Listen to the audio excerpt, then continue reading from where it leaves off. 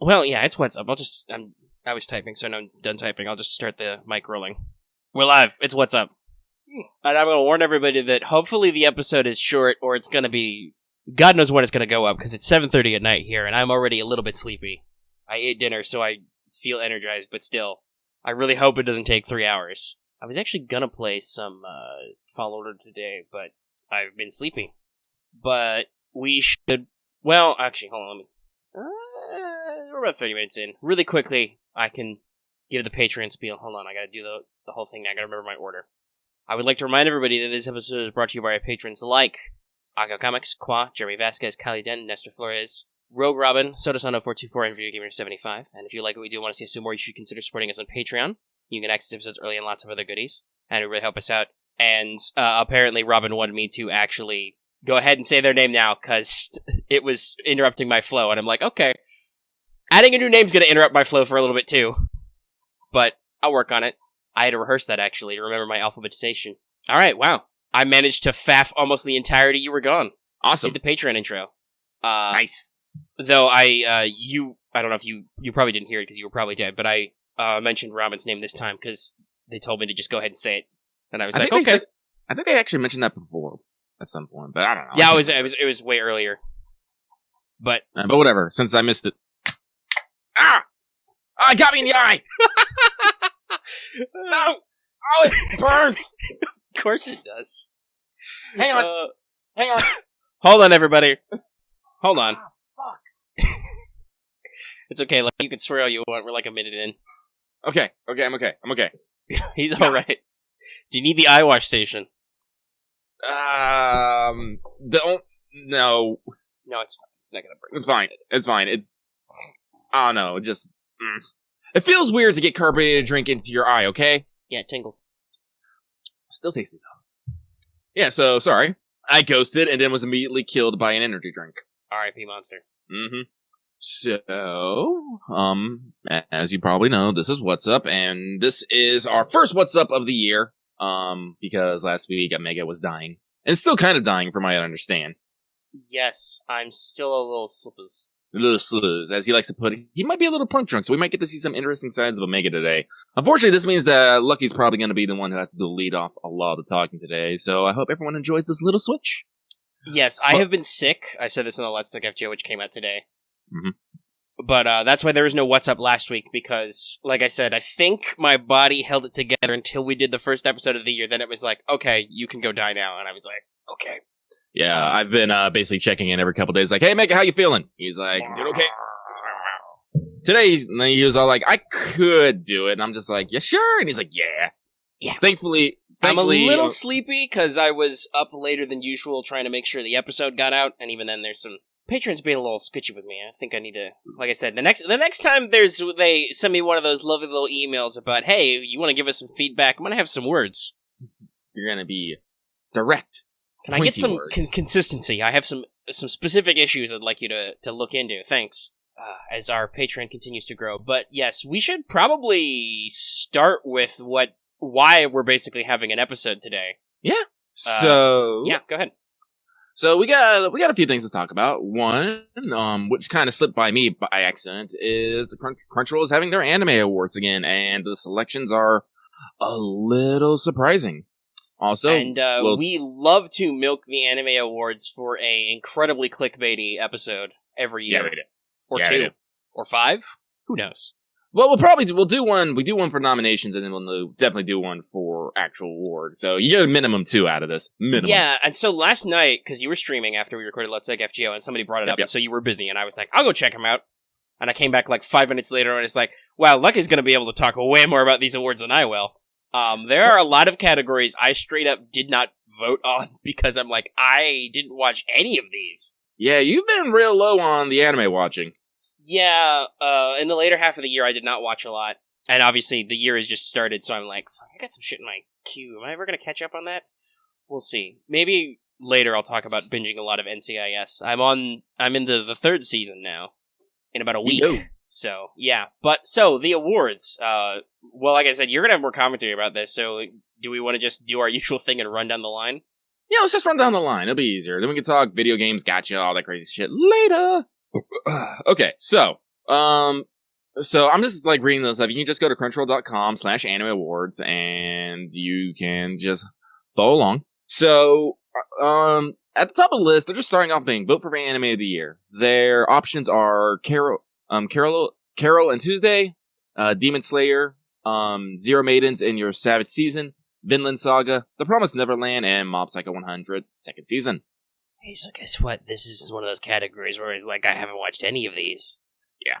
I can say that I have watched 3 of these and part of 2 of them.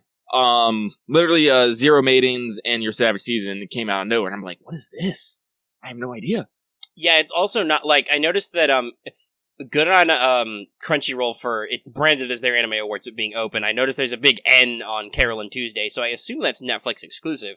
Oh yeah, Carol and Tuesday is Netflix exclusive, and Vinland Saga is actually Amazon Prime exclusive. Ooh. Well, there's no Amazon logo on the top of it. But like I said, good on them for not being what they easily could be and be basically petty and restrictive about it.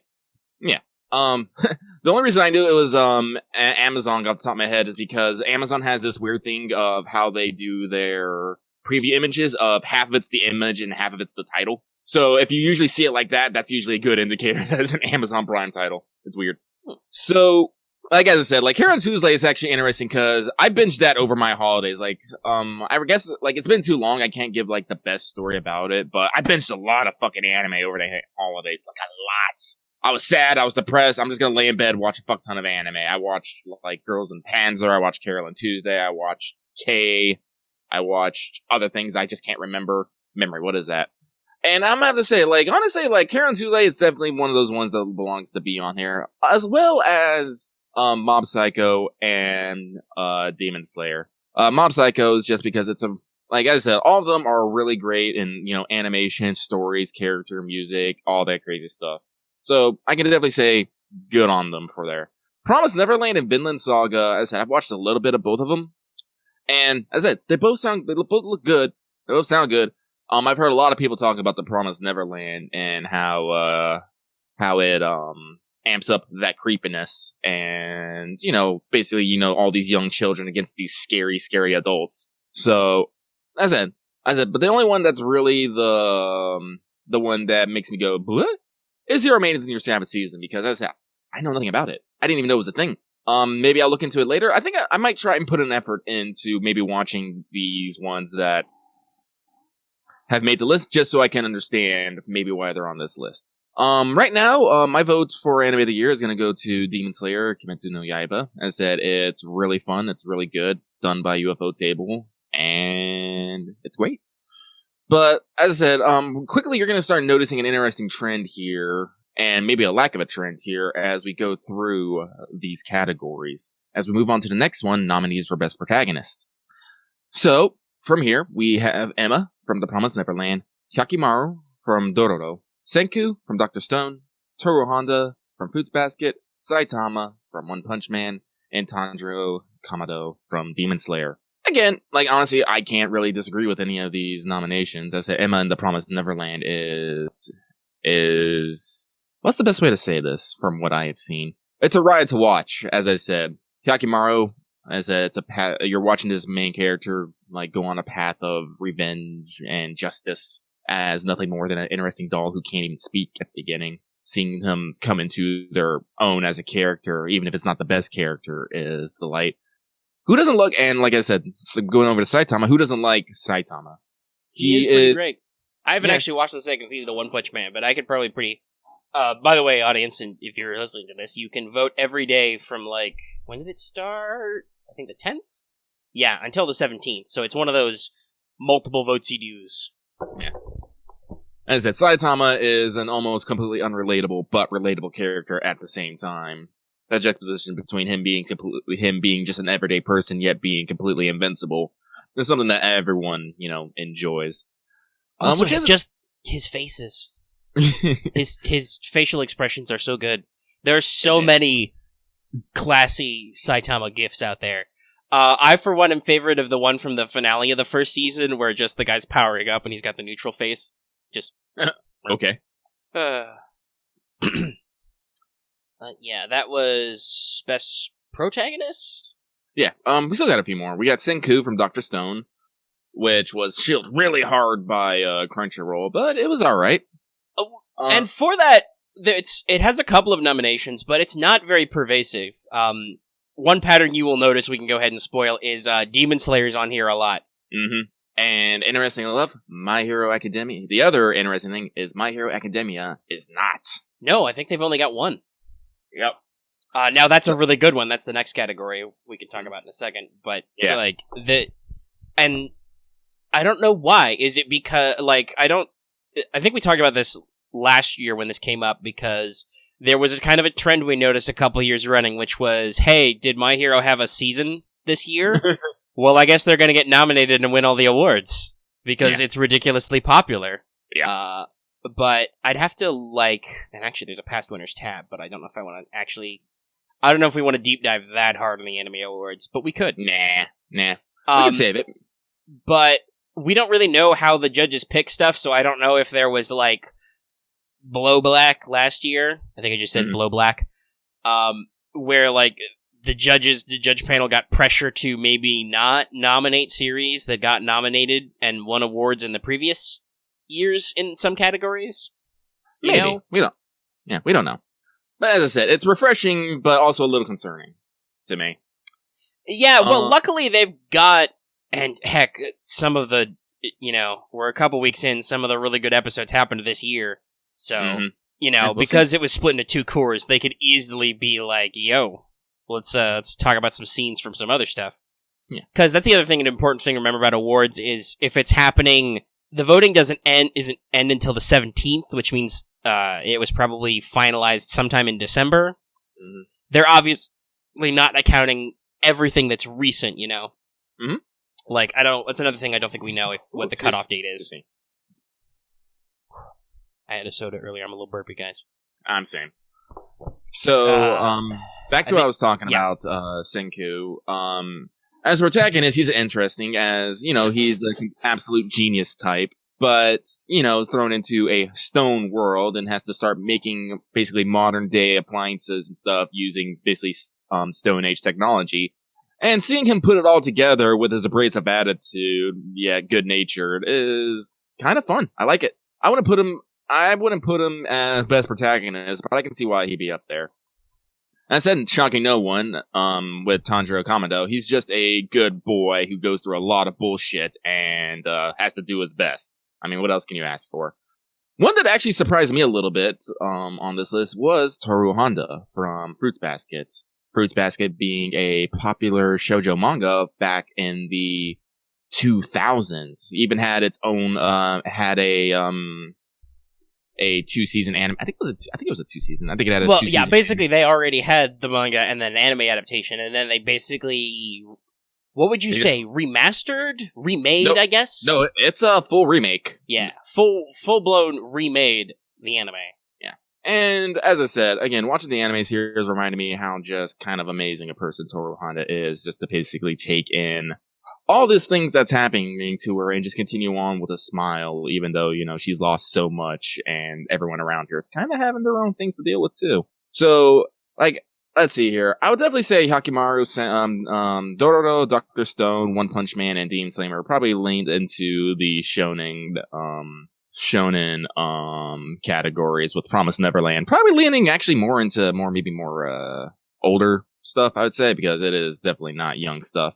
So I am happy to see that a shoujo protagonist have made it into best protagonist. But as I said, my money's still on Tanjiro winning this. But as we talk about protagonists, that means we have to start talking about best antagonists. So now we're going to get into the best antagonist category with V6. So we got Magase from Babylon, Angela from Carol and Tuesday, Viking name, was it Escalade from Vinland Saga, Garo from One Punch Man Season 2, Isabel from The Promised Neverland, and Overhaul from My Hero Academia Season 4. I think you mean Shisaki. He is so mad that everyone refuses to actually call him Overhaul. Well, he did a dumb thing. He told those kids he doesn't want to be called by that name. Yep. So now that's all they're gonna fucking do. Well, obviously, so, hey, guess what? I've watched My Hero this season, so that's my pick, just because, fuck, Overhaul is such a great character. They're still developing him. This arc is almost done. They're still working on his backstory. It's great. Yep. As I said, Overhaul has a great backstory. Garo also has a great backstory and motivations as a character. And I want to say the same with Angela from Carol and Tuesday. Unfortunately, as I have not finished watching the other half of that, I really can't comment either way, left or there. And I'm kind of sad because, as I said, like, it's because I've read like synopsises of episodes and whatnot, so I can try to get a feel of what's happening. And as I said, like, things look interesting on all sides, so I'm kind of sure. But right now, I actually kind of feel like Garo is probably going to win best antagonist, especially if this is put up to a popular vote, because I think it's probably going to be like even odds whether or not just My Hero and Overhaul specifically. He's been very well regarded as an antagonist, got his own special leitmotif and everything. So, the popular multi-vote aspect is really going to be which fan base is the largest and mobilizes the most. Yeah. And OPM and My Hero are both very big. Yeah. It's interesting to me, not having watched Demon Slayer, that it does not have despite being so popular and having so many other nominations, it does not have a contender in this.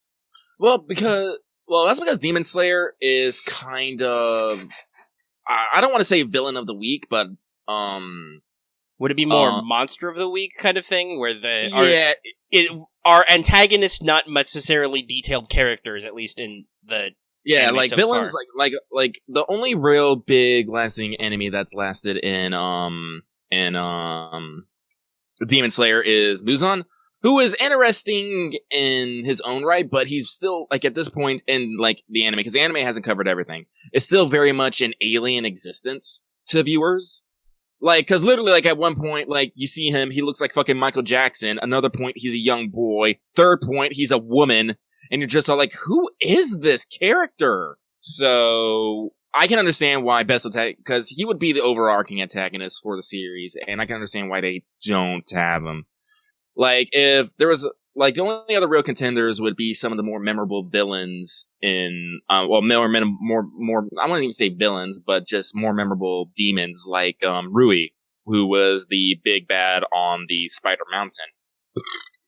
Because while, like, I won't say, like, the characters are, like, super fleshed out, one of the hallmarks of Demon Slayer is basically every time Tanjiro defeats a demon, you get a little bit of a story, a little bit insight into their backstory and what happened to them that made them turn to demons, so you can feel sympathy for them, because that is one it of like the... Metal Gear Solid 4? Does a weird guy call him up and be like, Snake, that person you just fought has an incredibly tragic backstory that's very specific and unusual.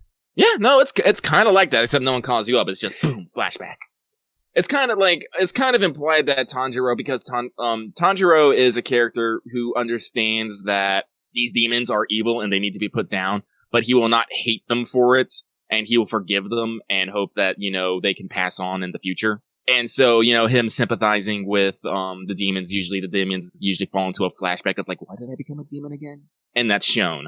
So, again, like, the villains and demons are interesting in it, but usually I wouldn't, like, they're not, none of them really reach the level of antagonist. Right, they are not a character you could point at and say, that one, they're the antagonist. Yeah. As I said, closest to one is Muzan, and Muzan isn't well developed at this point. We haven't even got a count scene if there's going to be another season of Demon Slayer yet. Oh, well, we do know there's a movie, but we don't know what happens after that. But moving on, we're going to go on to Best Boy nominations. We got Bruno. I'm going to say this wrong. Let me take a guess. I don't know much JoJo, but I assume it's Bucciarati. It is the time, but yeah. Yeah, Bucciarati from... God knows how the Japanese pronounce that. Mm-hmm. We had that conversation. Wait, was that part of the Great Fafening? Was that on mic?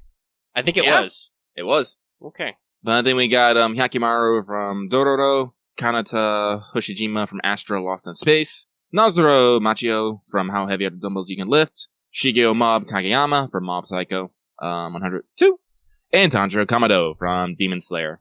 So I have to make a confession. I have not finished watching Golden Wind. I started watching it, but I'm like, I don't want to wait every week for this. I'm just gonna wait because I don't really do well watching JoJo week to week. I like to binge it all at once. That's why I basically done with every other arc.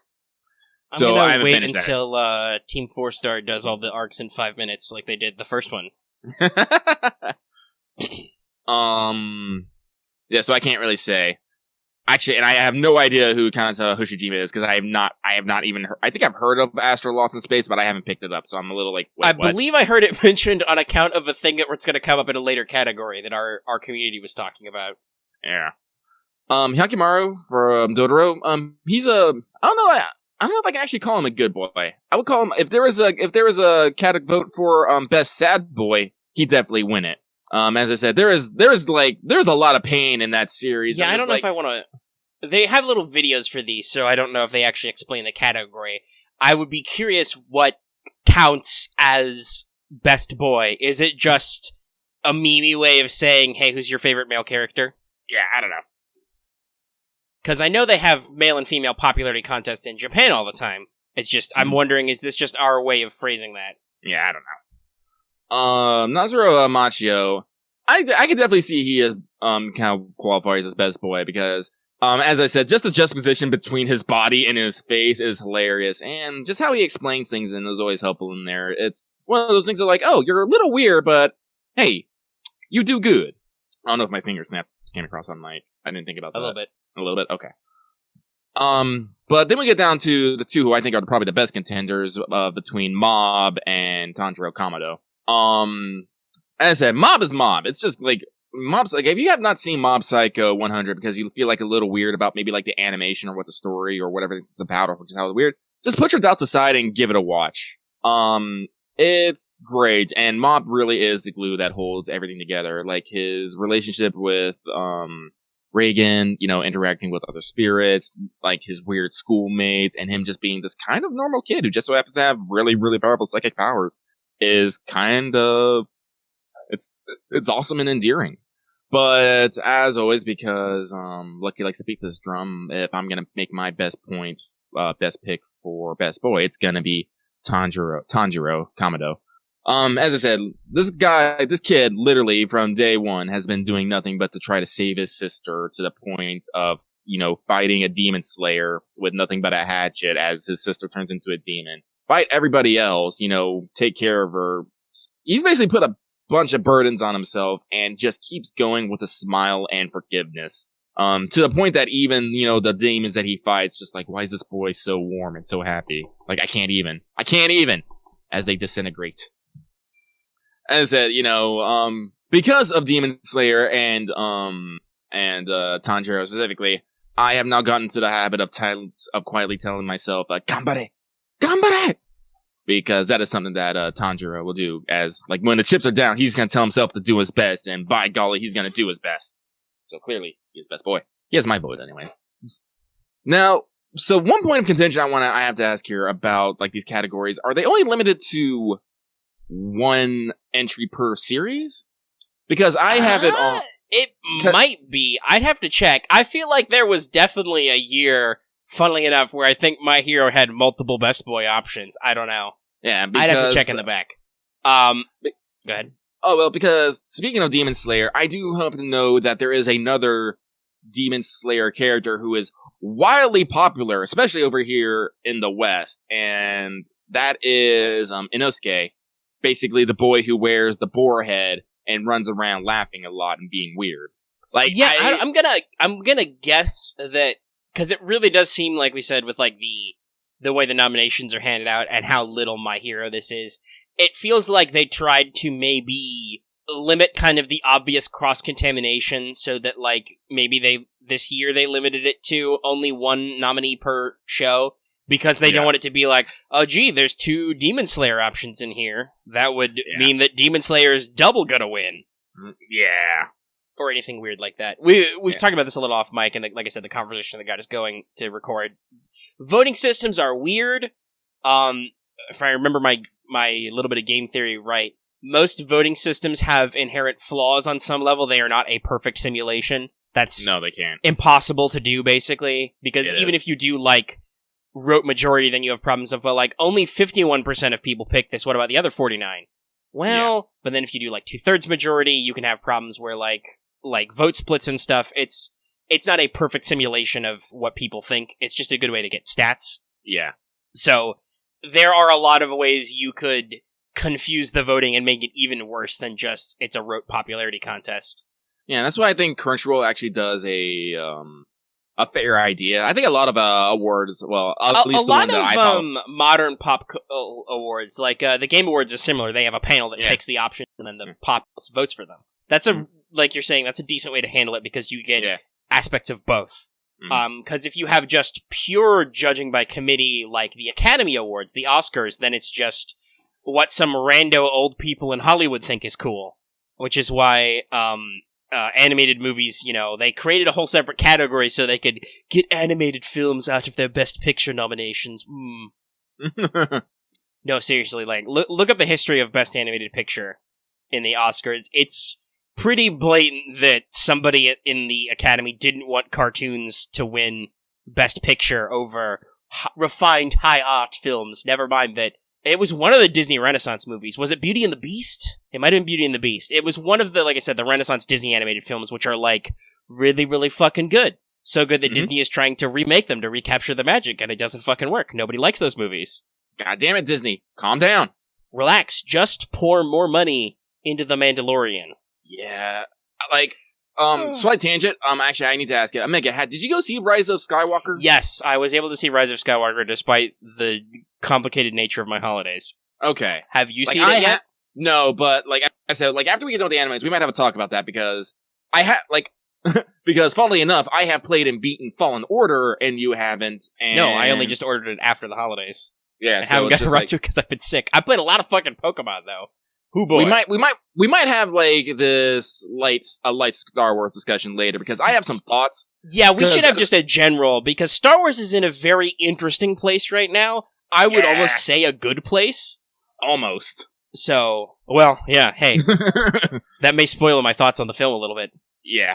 But yeah, we're still in the Anime Awards, though. Lucky's going to talk to you about Best Girl because I have no thoughts there, and I'm going to go pee and hope that he doesn't ghost while I'm gone. Because I feel no reason if I'm not going to talk to, like, make Lucky wait, like, 2 minutes. I don't mind. But, alright. Go ahead, just go for it. I'm going! So, vote for Best Girl. We got Carol from Carol and Tuesday. Chika Fujiwara from Kaguya-sama, Love is War. Emma from The Promised Neverland. Kohaku from Dr. Stone. Nezuko Kamado from Demon Slayer. And Raphtalia from Rising of the Shield Hero. So, the thing that bugs me about Carol and Tuesday as Best Girl is, to me, honestly, Carol and Tuesday should have literally been on this list together, because it's their relationship with each other that is, like, the most endearing and the most precious, and I fucking love it. Just having one without the other just kind of makes me feel like it's missing. And, let's see here. Moving on, like, believe it or not, because I read the Kaguya-sama manga, I actually have a kind of, I don't want to say an intense dislike, but Chika Fujiwara is definitely not my favorite. I don't really want to get into reasons why not, but as I said, like, I've explained it on length on our Discord, and if you happen to, like, catch me on there, you can ask me there, and I'll give you the rundown. Emma, as I said, Emma is, like, definitely someone who's very solid, but I don't know, like, as I said, like, she put in a good running for, like, best protagonist, so I can definitely understand and see why she's here, but I don't know if she's necessarily best girl. I don't know what, like, honestly, like, this is one of those things that makes me sit back at night and think is, like, what does best girl even mean? I'm back, by the way, in case you couldn't tell from me typing. Yeah, I can hear. It's like, again, like, when I think best girl, it's like, do I think who was, like, the most useful? Who was, I think, it's the cutest? Who had the most impact on a series? Like, I don't know.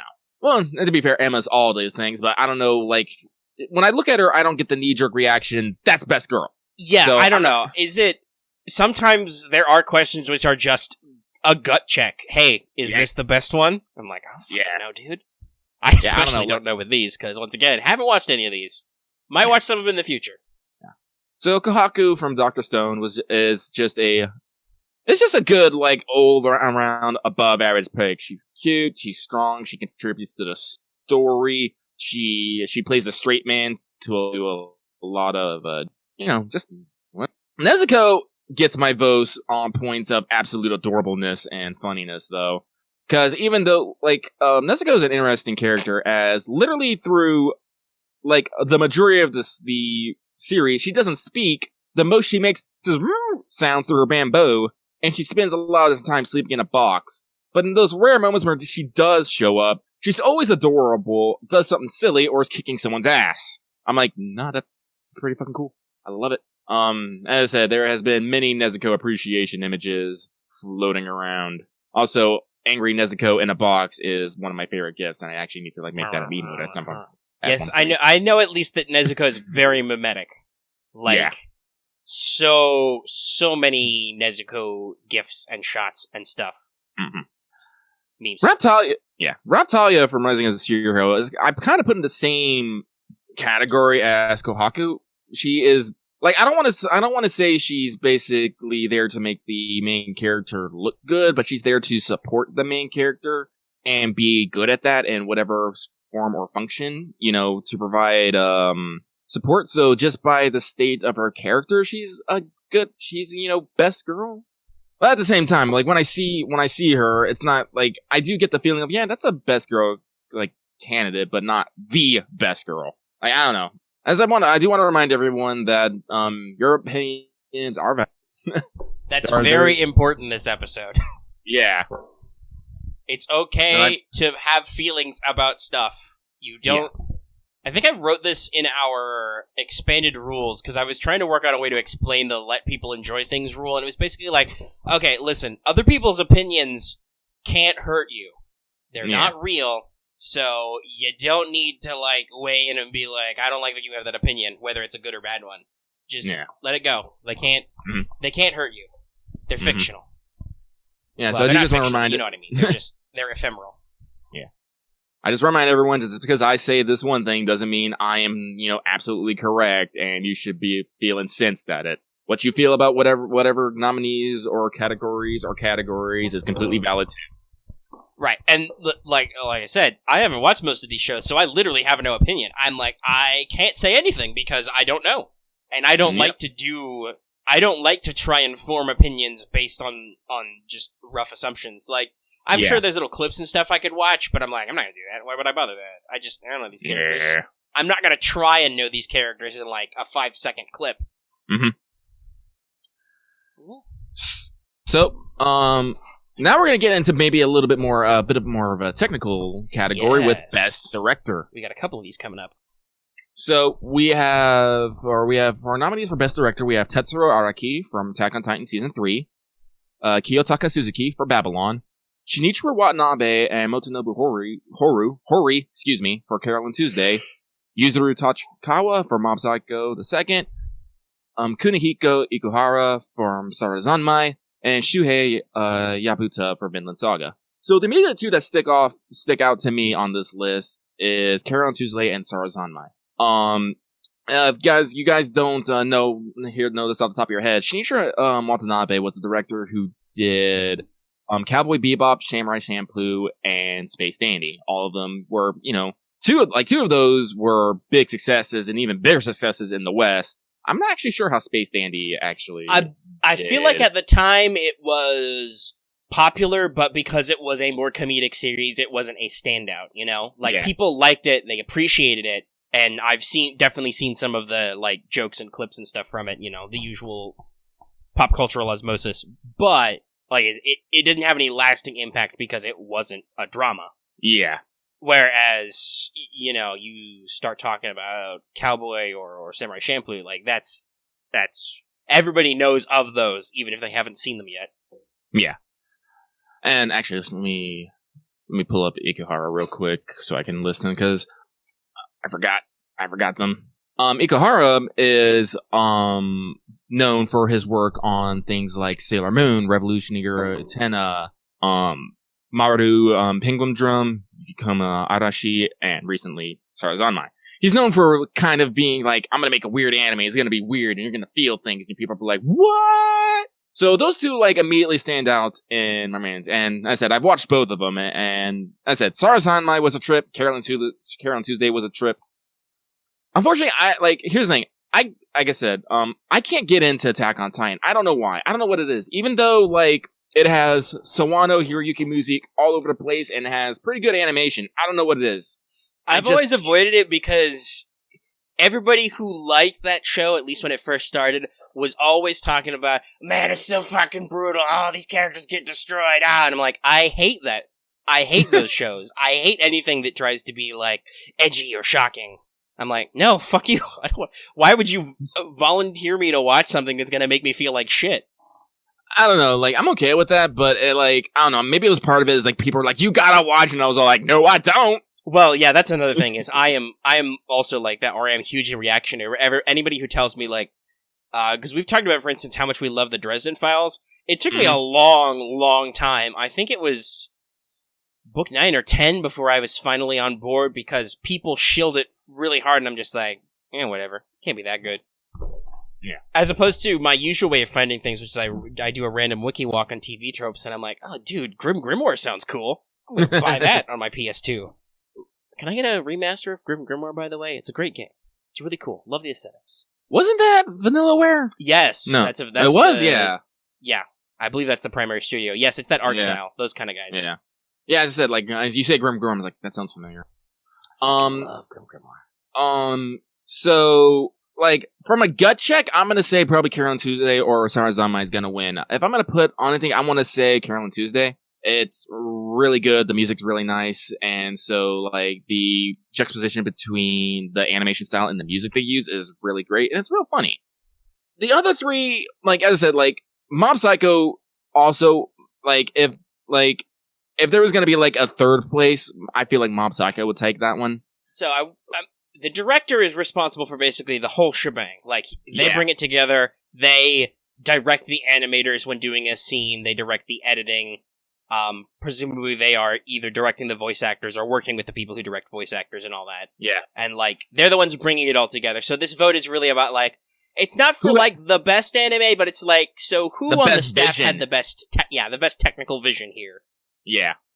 So, like, as I said, like, Attack on Titan Season 3, I'm, like I said, I can't actually comment on it because I haven't watched it. But I just have this really weird feeling it's kind of doing the same thing that previous seasons had done. Like, I don't know, I could be completely wrong. And if I am, let me know. But, like, I'm like, Shrug. And unfortunately, as I said, I haven't watched Babylon, and I haven't watched all of Vinland Saga yet, so I can't, like, fully comment on that. I wish I could. When we actually get to, hopefully by the time we actually get to the awards, which is sometime in February. Yeah, the voting doesn't end until the 17th, then presume they need to tally it up. Actually, let's see, does it say the day when they do the thing? Every day. Share your picks. No. Who needs that? I think that's just the video's running silent about the voting period. Yeah, it's leaving. Yeah. Okay. We can figure it out at a later time. Yeah, we'll figure it out later. So, as I said, maybe by the time we actually have the awards, I can, like, weigh in a little bit stronger on such things. Because as I said, Vinland Saga and Babylon are both on Amazon. Like as you can see, if you look at the post director, they both have the, cut in half picture on one side, name on the other. That's an Amazon thing. So is Attack on Titan also on Amazon then? I believe so, yes. Okay. Because it's got the same skadoodle. And it doesn't have an N or a Netflix. I think it's also on Crunchyroll, but I could be wrong. As I said, Amazon that, like, Amazon has some crossovers. But now we're going to get into something else, and nominees for Best Animation. So, nominees are Attack on Titan Season 3, Demon Slayer, the first for Fate Grand Order and Absolute Demonic from Babylonia, Mob Psycho, Sarazanmai, and Vinland Saga. Now, so here, Babylonia they've got a couple, but Babylonia has its first nomination here. Yeah. Now, as I said, like, I talk a little bit shit on Attack on Titan, but I definitely remember seeing some scenes of some stellar fucking animation. Yeah, they usually have pretty high quality animation. Yeah. Demon Slayer is by Ufotable, who we know from experience are great. Like, I'm gonna tell you, like, I'm gonna probably put my money on Demon Slayer because I can't remember which episode it was. It was the final fight with Rui, but it got so much popularity that Ufotable actually had to make a public announcement thanking everyone for the support over their episodes. It was that loved. Excuse me. But like all of these, honestly, I look at all these. I'm like, nope, they could all win. I'm like, I'll be okay with it. Because as I said, from the little I've watched of Vinland Saga, like great animation. Mob Psycho has great animation. Babylonia has a lot of great animation. Yes, and a lot of great ass. Yeah, a lot of good animation. Sarazanmai is the same too. So, like honestly, like. Just like from a personal standpoint, I'm probably gonna say Demon Slayer #1, Fate Grand Order #2, with Stars on My and Mob Psycho tying at 3. But as I said, like honestly, you can go any direction. I'd be like, no, that's fair. Here's one that always makes me feel a little weird: best character design. Yeah, and it is interesting because. I'm assuming by some of these that these are like, so you've got the character designer, and then you've got the original character design, presumably by the manga artist when these were manga adaptations. Yeah. So, nominees are... As I should say, this is both overall character design, not like an individual character. So, I'm going to be saying a lot of Japanese names here, so hold on to your butts. So, we got Tsunenori Saito, original character design. I'm gonna do this. So we got Carolyn Tuesday, designed by Tsunenori Saito, original character design by Eisaku Kubanochi. Then we have Dodoro, done by Satoshi Iwataki, original character design by Hiroyuki Asada. We have Dr. Stone with Yuko Iwasa. Then we have Kaguya-sama, Love is War by Yuko Yahiro, original character design by Aka Akasaka. Following that up by Sarazanmai by Kyoko Ishikawa, original character design by Migi. And Vinland Saga with Takahiko Abiru, original character design by Makoto Yukimura. Migi sounds like a DJ. It's just probably, like I said, original character. It's probably just some weird P name. Yeah, I know, but it's just like, fuck, dude. You don't sound like a manga artist or something. You sound like a DJ. Like you're gonna spin me some fucking tunes, dude. I'm sorry. That just makes me think of Carolyn Tuesday, where there is a DJ and his fucking DJ name is Ertagun, and it's great. He's like one of my favorite characters because he's so funny. Like I said, like honestly, like I don't know, like necessarily what to think on like what best character design is. Like, yeah, okay, so like if I want to say like off the top, honestly, this is where the game awards were really helpful because they, at least on the main pages, they defined what the categories were for. So I'm like, what are we even calling character design? Is it just like me, I'm draw a character good? I'd be like, okay, that can be very subjective. Like what characters are drawn better because, you know, some characters have lighter character designs than others. Some have a minimalist style. Well, like, that's like the case with Dororo, because Dororo is actually based off a super old manga, actually. Let me see if I can find So it's kind of that question of, like, is it about, like, which character looks and acts the best? Like, you know, because obviously there's, like, key concept art and all that stuff, and, like, the finalized character designs, you know, we've seen all that with, say, Babylonia and stuff, so it's like, also shame on them, no Babylonia. Like, look in Patreon chat, that's the original character design for Dororo, excuse me. Yeah, that is retro! So, it is a Tezuka series. Yeah. Okay, yeah, no, so it's in that style, right? And it's old. Yeah.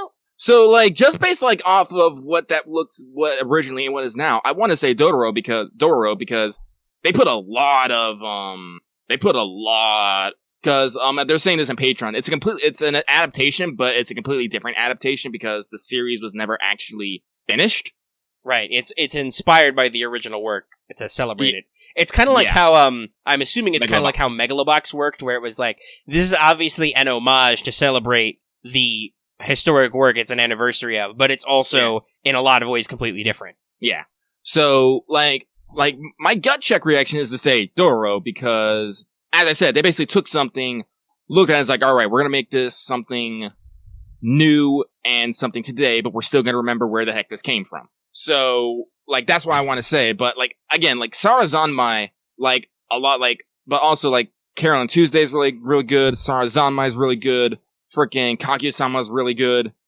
And yeah, I don't know, like I said, I want to know what the criteria, if any, were for this category, because it's like, what am I voting on, basically?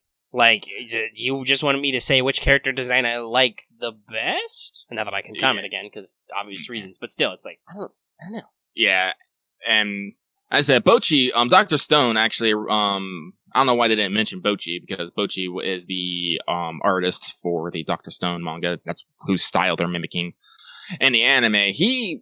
Their character designs are pretty crazy too. So I'm like, I don't know, like, look, he has to throw up his hands and like, whoever wins, I guess.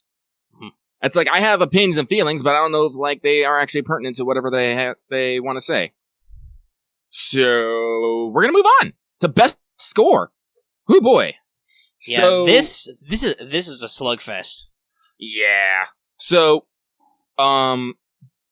we got Hiroyuki Sawano for Attack on Titan Season 3, Yuppo Sawano with the Sawano drops and the woes. But then we also have Go Shinai and Yuki Kajiura for Demon Slayer, Kimetsu no Yaiba. We have Yugo Kano for JoJo's Bizarre Adventure, Golden Wind, Maki for Carol and Tuesday, Tatsuya Kato, Hiroyaki Tsutsumi, and Yuki Kanasaka from Dr. and Kevin Pinkin for Rising into Shield Hero. So, as I said, if you watch anime in any sort of like semi-regular capacity, you've heard Hiroyuki Sawano. He's the person whose background is always like some crazy electronic synth with some girl screaming "whoa" in the background. Yeah. You know it, trust me. And also, if you're listening to our podcast, you have probably tangentially heard some of the works of Yuki Kajiura. Yes. Because Yuki Kajiura is quite notably known for working on Fate works like Unlimited Blade Works, Heaven's Feel, Kara no Kyokai, and yeah, and kind of developing the themes and leitmotifs there. Now, a lot of that is sourced from the original light novels, but obviously that was all done, on certain amounts of budget. Yeah, Yuki Kajiura also did for Princess Principal and as you hear here, Demon Slayer. Like, trust me, you watch Demon Slayer, you definitely feel those Fate vibes in the music. It's definitely a style you will kind of understand the more you listen to their music. Now, unfortunately, as I said, I haven't finished watching Golden Wind, and as I said, like no offense to the Shield Hero, but the music in Shield Hero really wasn't. What's the word I want to use? Outstanding, I want to say. It didn't stand out to me. That's me personally. But, and Dr. Stone, like as I said, they definitely had some memorable moments, as I said, because they used a very interesting music selection. Carol and Tuesday, though, music is literally part of the fucking I'm looking series. At this thumbnail right here. It looks like somebody has a guitar and somebody has a keyboard. Huh. Who could have guessed that music would be important? Yeah. So, like, honestly, like, I love Hiroyuki Sawano. I really do. It is, like, on my fucking spot. I have, like, a dedicated Sawano playlist on my Spotify. But, as I said, I also love Yuki Kajiura, and Carol and Tuesday's music is fucking great. Like, I love all of it. Like, from the fucking electronic DJ to Angela singing pop tunes, Carol and Tuesday doing that kind of indie homegrown feel. Oh, Rogue Robinson are saying the Yorano's theme is almost getting to win on its own in their opinion. And you know what? They could be fucking right. Like, JoJo, like I said, I can't speak for JoJo Golden Wind, but watching from JoJo's previous, they've always had really good music. From like Diamond is Unbreakable, Battle Tendency, Phantom Blood, Stardust Crusaders. So again, don't know anything about JoJo. Don't at me. But I would assume music is a good element of part of it because of all the names which are based on the musics. I would assume that some people would be like, yo, there's a lot of music references in this. You could have some good fucking music. Yeah. It's like to the point like their ending themes are usually like Western tracks, like fucking It's what we get the roundabout the bout. I don't want to everybody should know it. Just that slight and then the guitar gets in. Then you get to be continued. It is the source of so many fucking memes. Roundabout song. Produced by English progressive rock band Yes for their fourth studio album Fragile in November 1971. That's right, kids. That meme is a song from the 70s. Yeah, but like I said, like music, like they've always had interesting music choices with both their opening and ending tracks and their end score. Like fucking the Pillar Man Awakes is still like one of my favorite things. I used to use that as my alarm. I should use that as my alarm again. Awaken. My masters, hi. Like I'm gonna put it on fucking Patreon so everyone can enjoy that shit. Except me, because I'm looping audio. Yeah, you can't do that. I'd get in trouble. Well, I might. I don't know. Anime and video game soundtracks, as long as there's not an anime voice actress / idol singer in it, are usually pretty good. Now, if you put somebody with a career who's posting records of music, then you're fucked. Just because the music industry are assholes. Yeah. Fight me, entire record industry. But with your fists, please, not your lawyers. That's not fair. I don't have any lawyers. I do have 2 fists, though. So, like, honestly, like, if I'm gonna say, like, it's probably gonna be either Hiroyuki Sawano or Yuki Kajiura, but Maki might come up as the fucking dark horse. Yeah, you never know, because while those have notable names and they have good soundtracks, will their fans think of them like, oh yeah, I really like that soundtrack? Or is it like, especially since, like you said, Carol and Tuesday has a lot of music involved in it, is that going to bring more people to be like, yo dog, the music's great in this? See, here's the problem with Carol and Tuesday, though, that thing, because it was a Netflix show, it got super delayed. That is true. I have a lot of worries about Fate because it's like 4 weeks behind on Crunchyroll and other places. Well, like, and here's the thing. Carol and Tuesday only had part 1, and then you had to wait like 3 months, like, I don't know, 3 to 6 months for part 2. Divided. And I think part 2 only came out last December. Ooh. See, so like, it might not be in people's minds. That's the thing. I said, this is like, I've gotten over a lot of my gripes with Netflix, but this is still one of the big ones. Just like, why? Why do you delay so much? Stop it! Just because that's their style in the West. And I don't know why. Maybe it's part of the licensing, because they, like with anime, I don't think they usually release until they have a dub. Yeah, because like, I don't know if that's a policy to be like, if at all possible, we need an English language track on here. I don't know. Like, because I do know, like, over in Japan, they release weekly series, because that's how they're releasing Beastars and Dorehoro. That's how they released Violet Evergarden in literally every other country but ours. Yeah.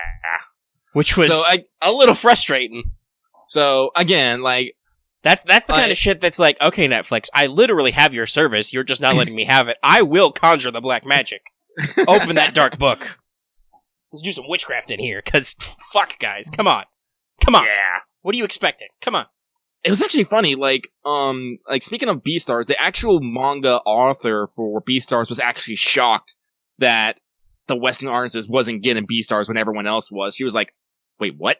Yeah, just because Netflix... It's literally only in the States, and I think it's only just because that's how they do 99% of their other non-anime content. But because they're Netflix, they're smart, and they're like, oh shit, dude, these kids these days, they really love the animus. We gotta get on that. Mm-hmm. And are porting Japanese TV. Because I think they have, like, the live-action Kakegururi. They got a lot of, like, random Japanese and Korean TV. Oh, yeah, it's actually really crazy. Netflix is really good at really spreading out there. I know they have a lot of European TV. Like, someday I'm going to watch Money Heist, and I don't know if I'm going to... It's going to be like why I can't watch Narcos, because most of the dialogue is in Spanish, and I'm like, fuck, I need to read the subtitles. We've talked enough about music, probably. We should, let's see, what's the time? Yeah, we're at almost an hour. We should probably move on to our next category. Move on to nominees for Best Fight Scene! And yeah, these are specified, by the way, audience. They are? They have a specific scene in mind. Which is good. So, Emperor Prison versus Metallic for JoJo's Bizarre Adventure Golden Wind. Levy versus Beat Titan for Attack on Titan Season 3. Mob versus Tochiro and Mob Psycho 102. Thorfinn versus Torkel and Vinland Saga. Tanjiro and Nezuko versus Rui and Demon Slayer. And Ushiwakamaru versus Tiamat and Fate Grand Order. Which obviously is what I will be voting for every day of the week. Thank you very much, because holy shit. Like, we've talked about this. Babylonia has a lot of budget. It has a lot of really high quality animation, and they make sure to show it off at least once an episode. But this was like, hey, you know how we had no breaks before? Now we have double no breaks. It's not like I'm not using the breaks. I fucking threw the breaks away. It's like, instead of braking, we are accelerating. And you're like, oh no! No! It's too fast. No one can live at this speed. They've gone to plan. I also rewatched Spaceballs recently. It's still funny, guys. Seriously. If you have not seen Spaceballs ever or recently, please watch it. It's great. Oh, man. I should watch Spaceballs again. Spaceballs, the flamethrower. The kids love it. But yeah, so jammed. like... I'm sorry, now I'm just thinking we're being jammed. There's only one man who would dare give me the raspberry. Lone Star. And the camera zooms in and smashes him in the face. It's great. Oh, Mel Brooks is great. But no, we're talking about fight scenes, so... Okay. Man, we can start talking about the Schwartz. I hate it when my Schwartz get twisted. So, fight scenes, like... Oh my god, honestly, like, the only two I really can't comment on are Emperor Christmas versus Metallic and Levy versus Beast Titan. So, I'm just gonna take it on faith that they're real good, yo. I mean, we've been talking about how high quality Attack on Titan's animation is, so I would be like, if they picked one fight scene in this season to put on the nomination, it's probably pretty good. Yeah. And as I said, I hear a lot of people love fucking Golden Wind, so I'm gonna take that on faith too.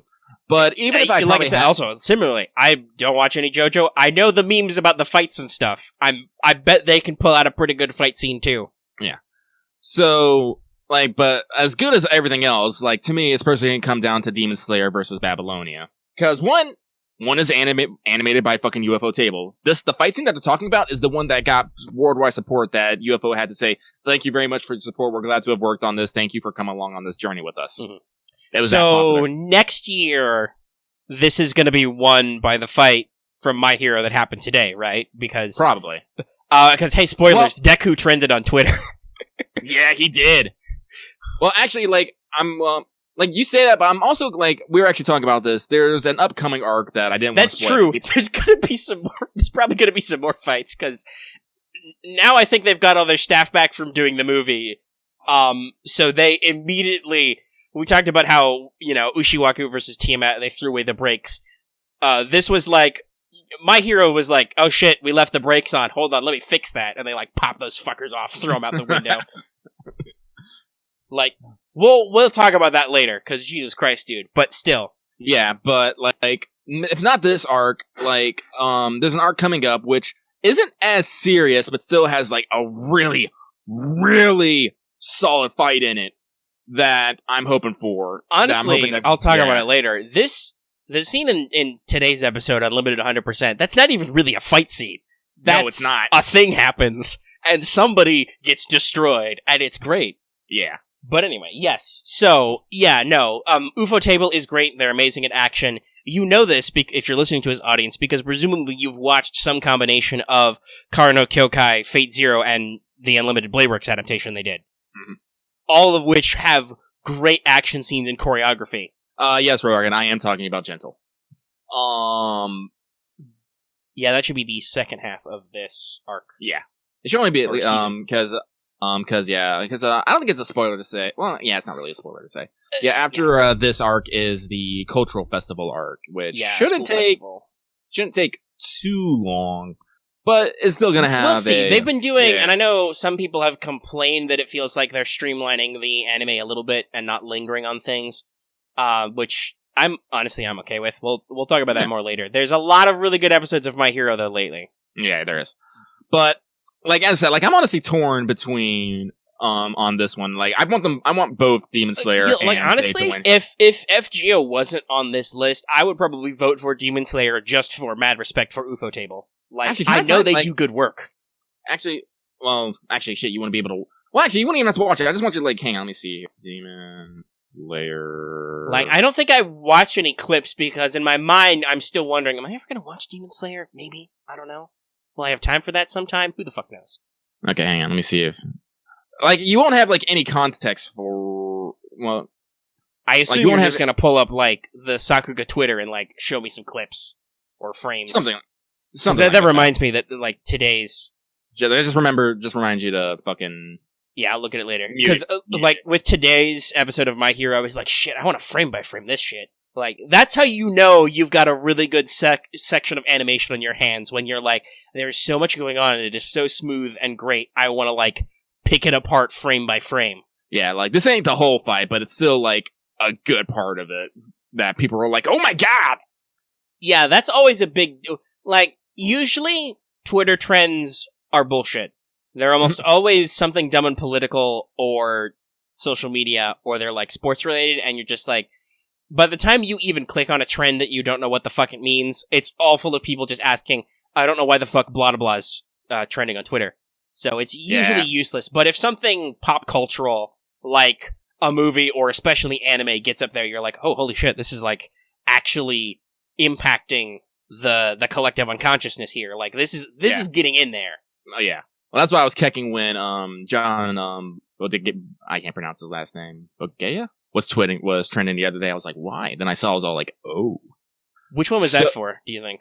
You remember which the first one it was? The first time? I saw it both times. Oh. The first time was when he made his initial comments. His second time was when he made the Instagram video. I was like, this boy. Boyega's great. He is. So, like, honestly, I want them both to win. I honestly, like, if you ask me which one do I pick one, I can't pick. What happens? I would love to ask Crunchyroll, hey, what happens if you get a tie? They'd be like, there's no fucking way that'll happen. And I'll be like, but what if it did? Can we have two? Can we have two winners? Well, as always, they always say it's always a pleasure to be nominated. Yeah, because like I said, Tanjiro versus Rue is a kind of personal, almost one-on-one, intimate kind of affair. But Ushiwaka versus Tiamat is just huge and scale. It's a spectacle. Holy shit! And it's a fight that has two acts. Because there's the initial conflict, then we pause for Leonidas, who unfortunately doesn't get mentioned in this.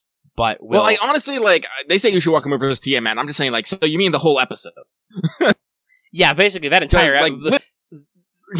at least 50%, if not more, of that episode is action. It starts in action and does not stop for a long time. No, you get a Leonidas break, and then that's it. And again, there is a category I have absolutely no input on next. Oh yeah, that's right. I did watch Baki during my binge fest. Okay, so hey, you have more thoughts on this. Yeah, I do. So we're gonna move away from best fight. As I said, I can't choose. That's how lucky he is. So we're gonna move on to vote for best couple. So we have Bakihama and Koze Matsumoto from Baki, grappler Baki. Kagura Shinomiya and Miyuki Shirogane from Kaguya-sama Love is War. Mafiu Sato and Ritsuya Ueno-yama from Given. Ryo and Mabu from Sarazanmai. Rika Zonozaki and Shinonamagi from Zero Maidens in Your Savage Season. And Ymir and Historia from Attack on Titan Season 3. So, I have to confess, I've seen Given. I mean, I've seen Gigan in my roles. I didn't give it much of a thought. Sorry. So I haven't watched it. You already know I haven't watched Attack on Titan Season 3. And Zero Maidens, I didn't even know that existed until I saw the Anime Awards. So I can only really give impressions on Baki, Kaguya-sama, and Sarazanmai. So, I'm gonna tell you right now, out of these three, I'm gonna go with Kaguya-sama Love is War. Because, honestly, the fact that... Let me double check. Let me double check this real quick. Let me make sure, because I might be wrong again. The fact that Kaguya-sama Love is War is not an anime, is not in Anime of the Year, is kind of upsets me a little bit. Because Kaguya-sama Love is War is one of my favorite animes of the season. One of. And a lot of that is the dynamic between Kaguya and Miyuki.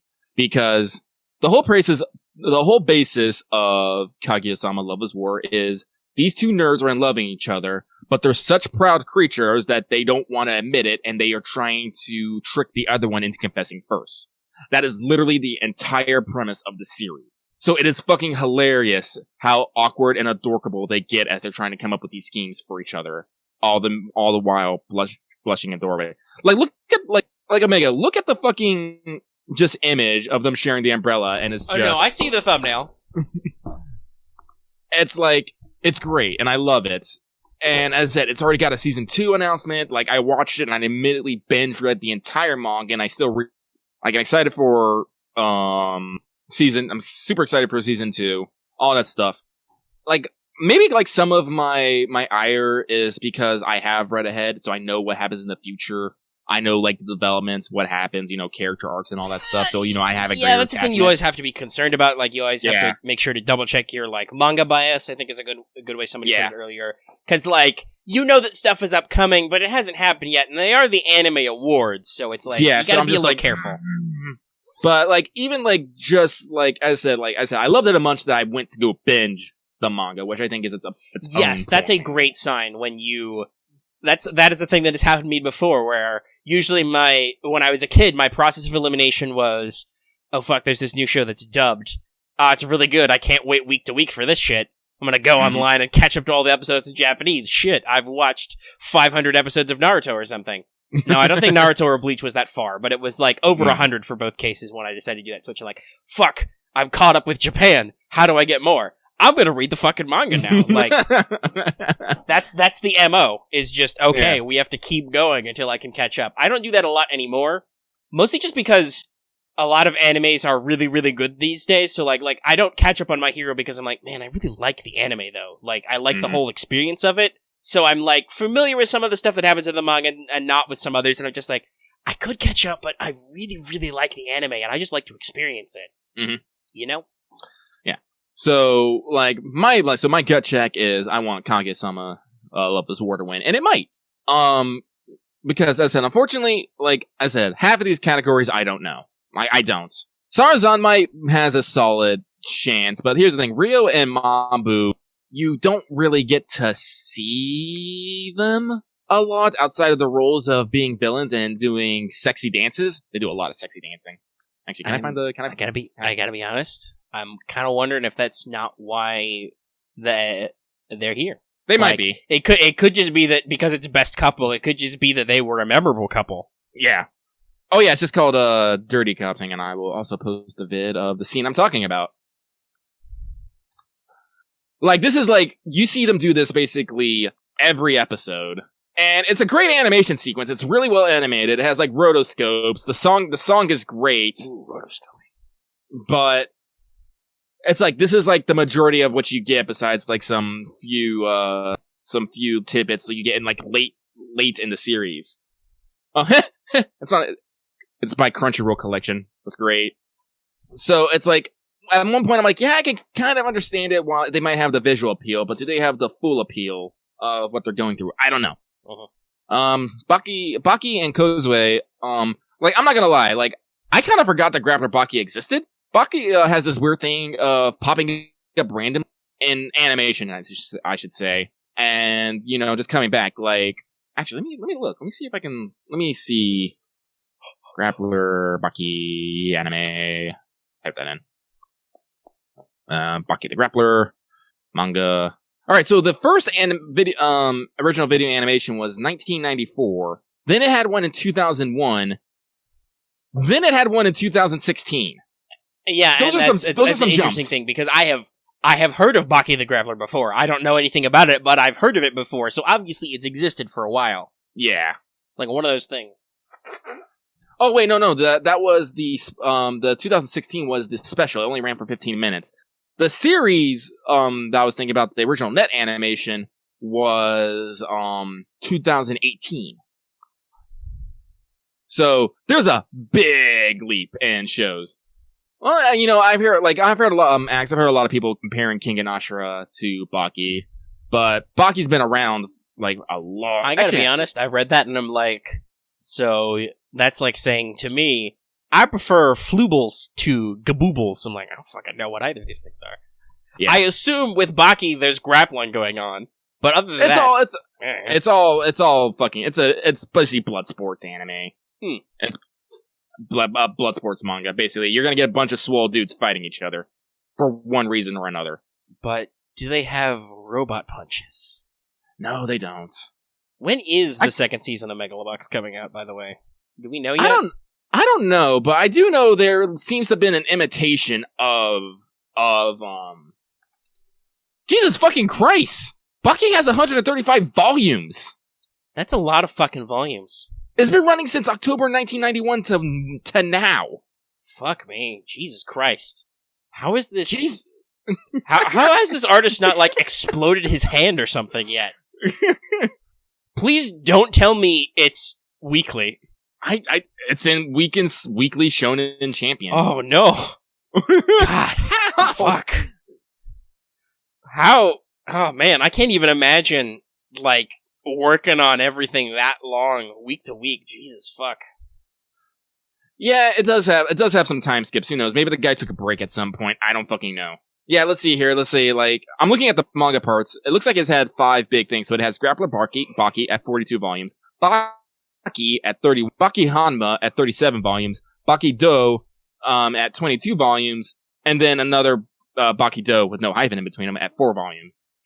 So what you're telling me is that there's going to be 3 more animes. Maybe. Also, audience, I want to let you know, because you can't see me, I held up 4 fingers when I said that for some reason. Yeah, let's see. I should, like, funny enough, King and Ashura is also on Netflix, the same as the latest Baki series. So I might give that a watch later.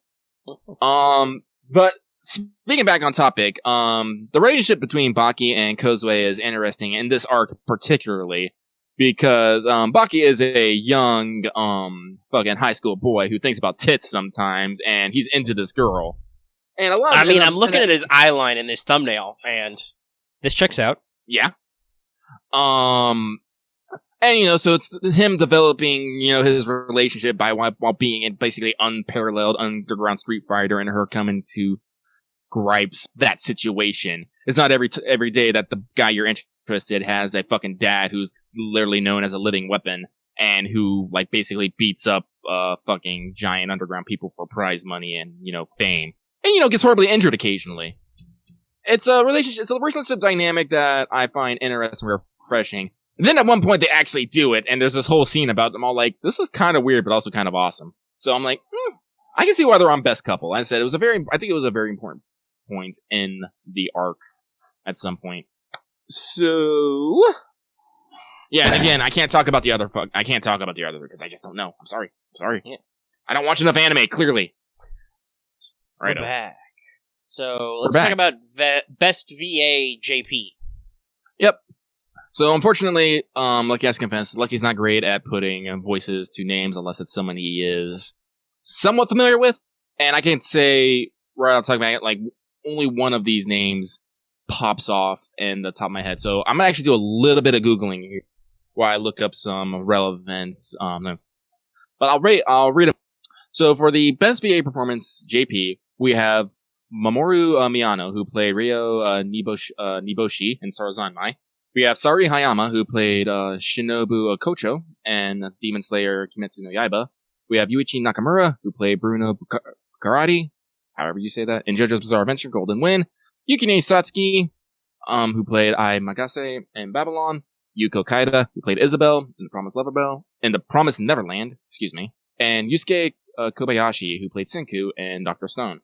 Alright, so let's see here. So I recognize a couple of these names. Our audience will probably recognize, Sayori Hayami, obviously. Yeah. A woman of many talents. But also Mamoru Miyano for being Bedivere in FGO, and also all associated works, including upcoming the Camelot movies. Also, I believe the Japanese voice actor for Ryuji in Persona 5. I think I saw that. I'm trying to look up stuff. This guy sings a lot, too. Yeah, so, not that I know of his role from Sarazanmai, but you probably have heard of him. Other than that, I'm like, I know, when you were saying earlier, like, I might have to do some Googling, I'm like, yeah, actually, I don't know if I recognize a lot of these names off the top. I think it's just mostly the top 2. So, Lucky is going to do some comparison, and I will continue to stare about stuff. Because there's them. I suppose I can just keep Wikipediaing. Or I can make weird noises I make when I yawn. Don't know if people have noticed that. I do that sometimes. Okay. I have managed to do slightly more Googling. Okay, cool. And Yuichi Nakamura is David in FGO. Oh, interesting. I don't know much else that's going on. I don't really see anything jumping out to me otherwise in terms of, like, roles and stuff. But yeah, so... honestly, I'm kind of probably just gonna kind of gloss over this, and I want fucking Hayami-san to win because I fucking love her, and she's a voice of many talent. Wait, what's the words? Words. She's a woman of many talents. Thank you. Many voices. Many voices. Yeah. When did Kakagururi XX come out, actually? Was that earlier this year, or was that last year? Fuck. What is time? Mm-hmm. I don't know. I'm pretty sure it came out earlier this year. I know I probably watched it earlier this year. Yeah, I'm pretty sure it came out actually winter core, but we had to wait because of fucking Netflix. Fucking Netflix. Is that why they don't have it on any of the awards? I might be a little sassy now. Kakagururi is very good, kids. Both in terms of just detailed animation, the voice acting is great, and just, it's really, really cool. Man, as I said, like, I might just Greed or Ling? It's very important. Maybe both. Well, I believe that was a point, was that Greedling has slightly different voice than original Greed, but I don't know. I don't remember. It's been a long time since I watched FMA or Brotherhood. I don't know. Like, I get shocked about some people's fucking range sometimes. Like, I'm playing Pillars of Eternity right now, and two of my favorite characters are Eder and Aloth. They're freaking voiced by the same person, and Eder is like this, I'm just a humble farm boy. Yup. I love animals. While Aloth is like, I am this high and prestigious elf.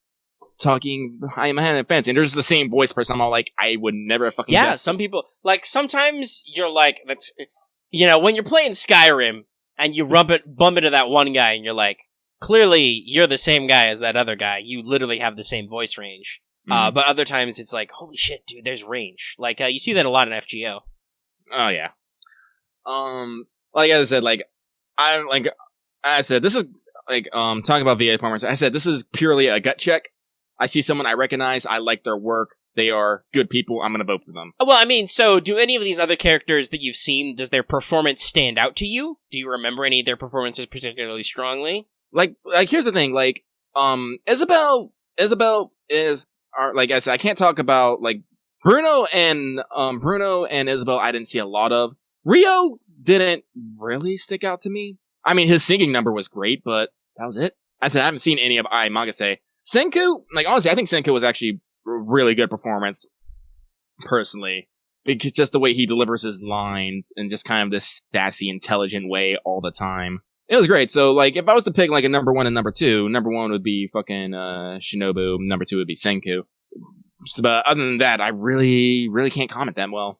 Well, like, let's talk about it even more we can't comment on. Oh my god, like, again, like, I actually have to apologize, because I really don't watch a lot of anime in English. I really don't.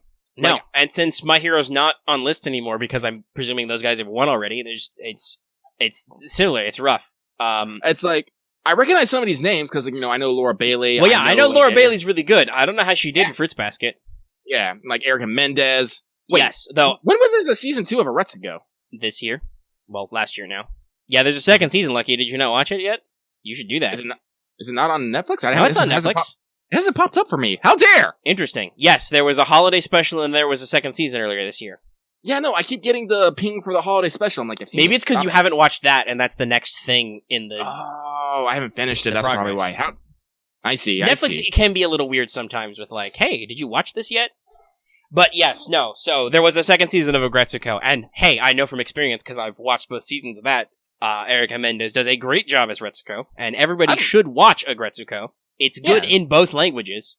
Yeah, that was one of those few cases where it's like, man, these episodes are short enough. I can, you watch the whole thing in an evening, and you're like, I can flip this over to English and see how it works. Oh, yeah, it's pretty good. I have heard that the Konosuba English dub is good, but I'm like, why the fuck would I watch it in English now? I mean, it's been out for years, and I've already watched it in Japanese. Like, see, that's like I said, that's my problem with like English. Like, for one, like, as I said, I don't want to get on my fucking high horse, but I guess this is giving me again on my horse. But usually, I prefer the sounds of Japanese voice actors to Japanese fucking animation. That's just kind of how I am. And second of all, I don't want a fucking script and a really good performance to match the level of anime-ness of anime. Yeah. It's like the same by the same mention. It's like when I watch something in like an English cartoon, I definitely watch it in English. I'm not going to switch it over to Japanese, Right. It would be weird if you, a native English speaker, like watched the Japanese dub of like Avengers or something. Yeah, I'm sure they have a good one, but it would still be weird. Yeah. So, and like the second part is usually by the time, like, they're getting better about this. I mean, simuldub is now a thing, but Still, usually you gotta wait, like, even now, like, a few weeks before the English dub starts coming out. I'm all like, I'm already 3 episodes ahead in JP. Why would I go back? Time is anime, y'all. There's many things I need to watch. I have a list. I wrote it up. By the way, apparently they're gonna do a variety stream for FGO soon.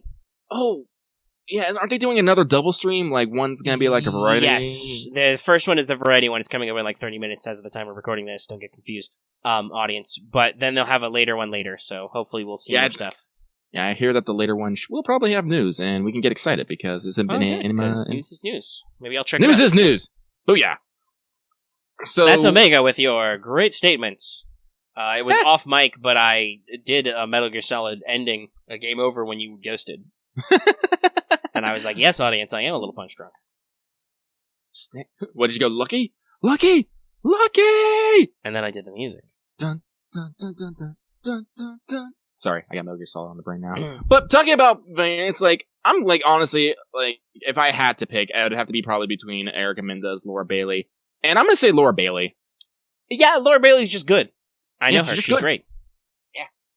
Like, no offense to all the other guys. Like, honestly, no offense. I just don't know you guys. Yeah, and I haven't.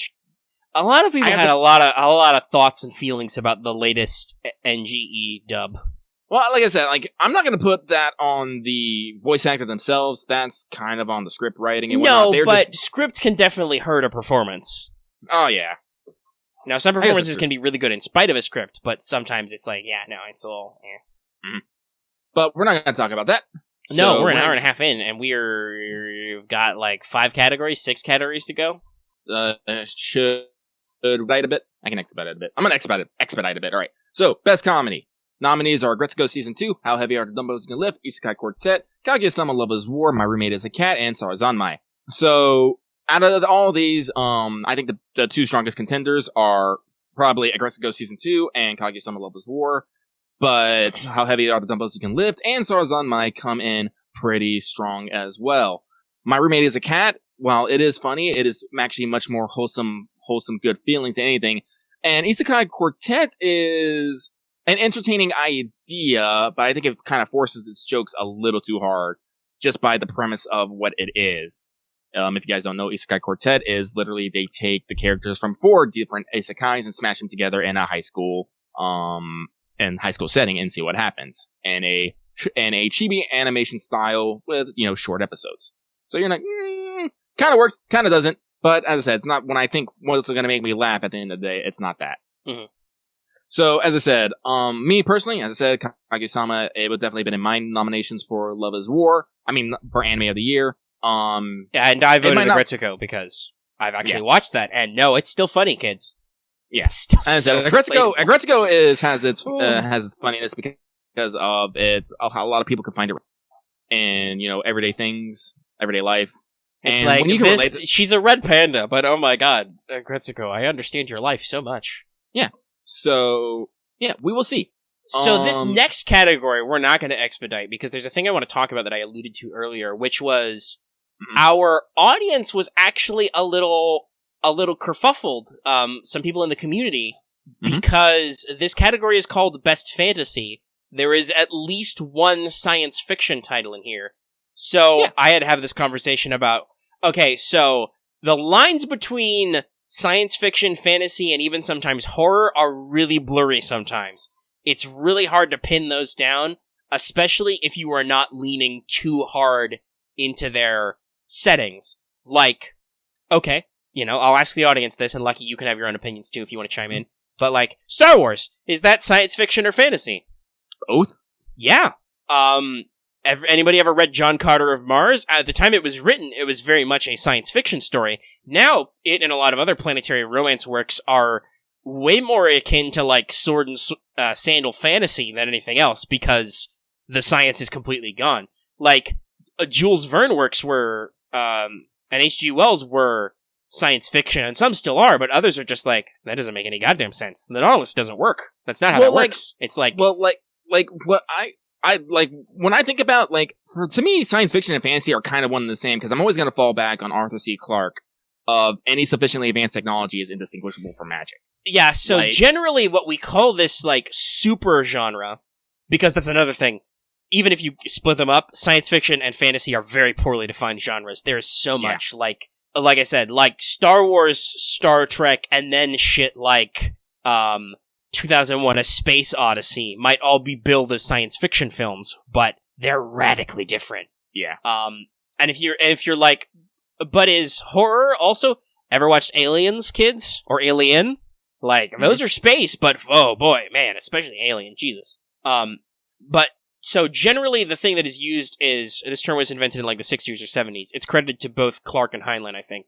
Is speculative fiction. It's not literary fiction. It's not a literal, basically a fictional version of our world. But hey, what if something was different? And this covers your fantasy, your sci-fi tropes, your alt history tropes, which can be more or less fantastical or science fiction.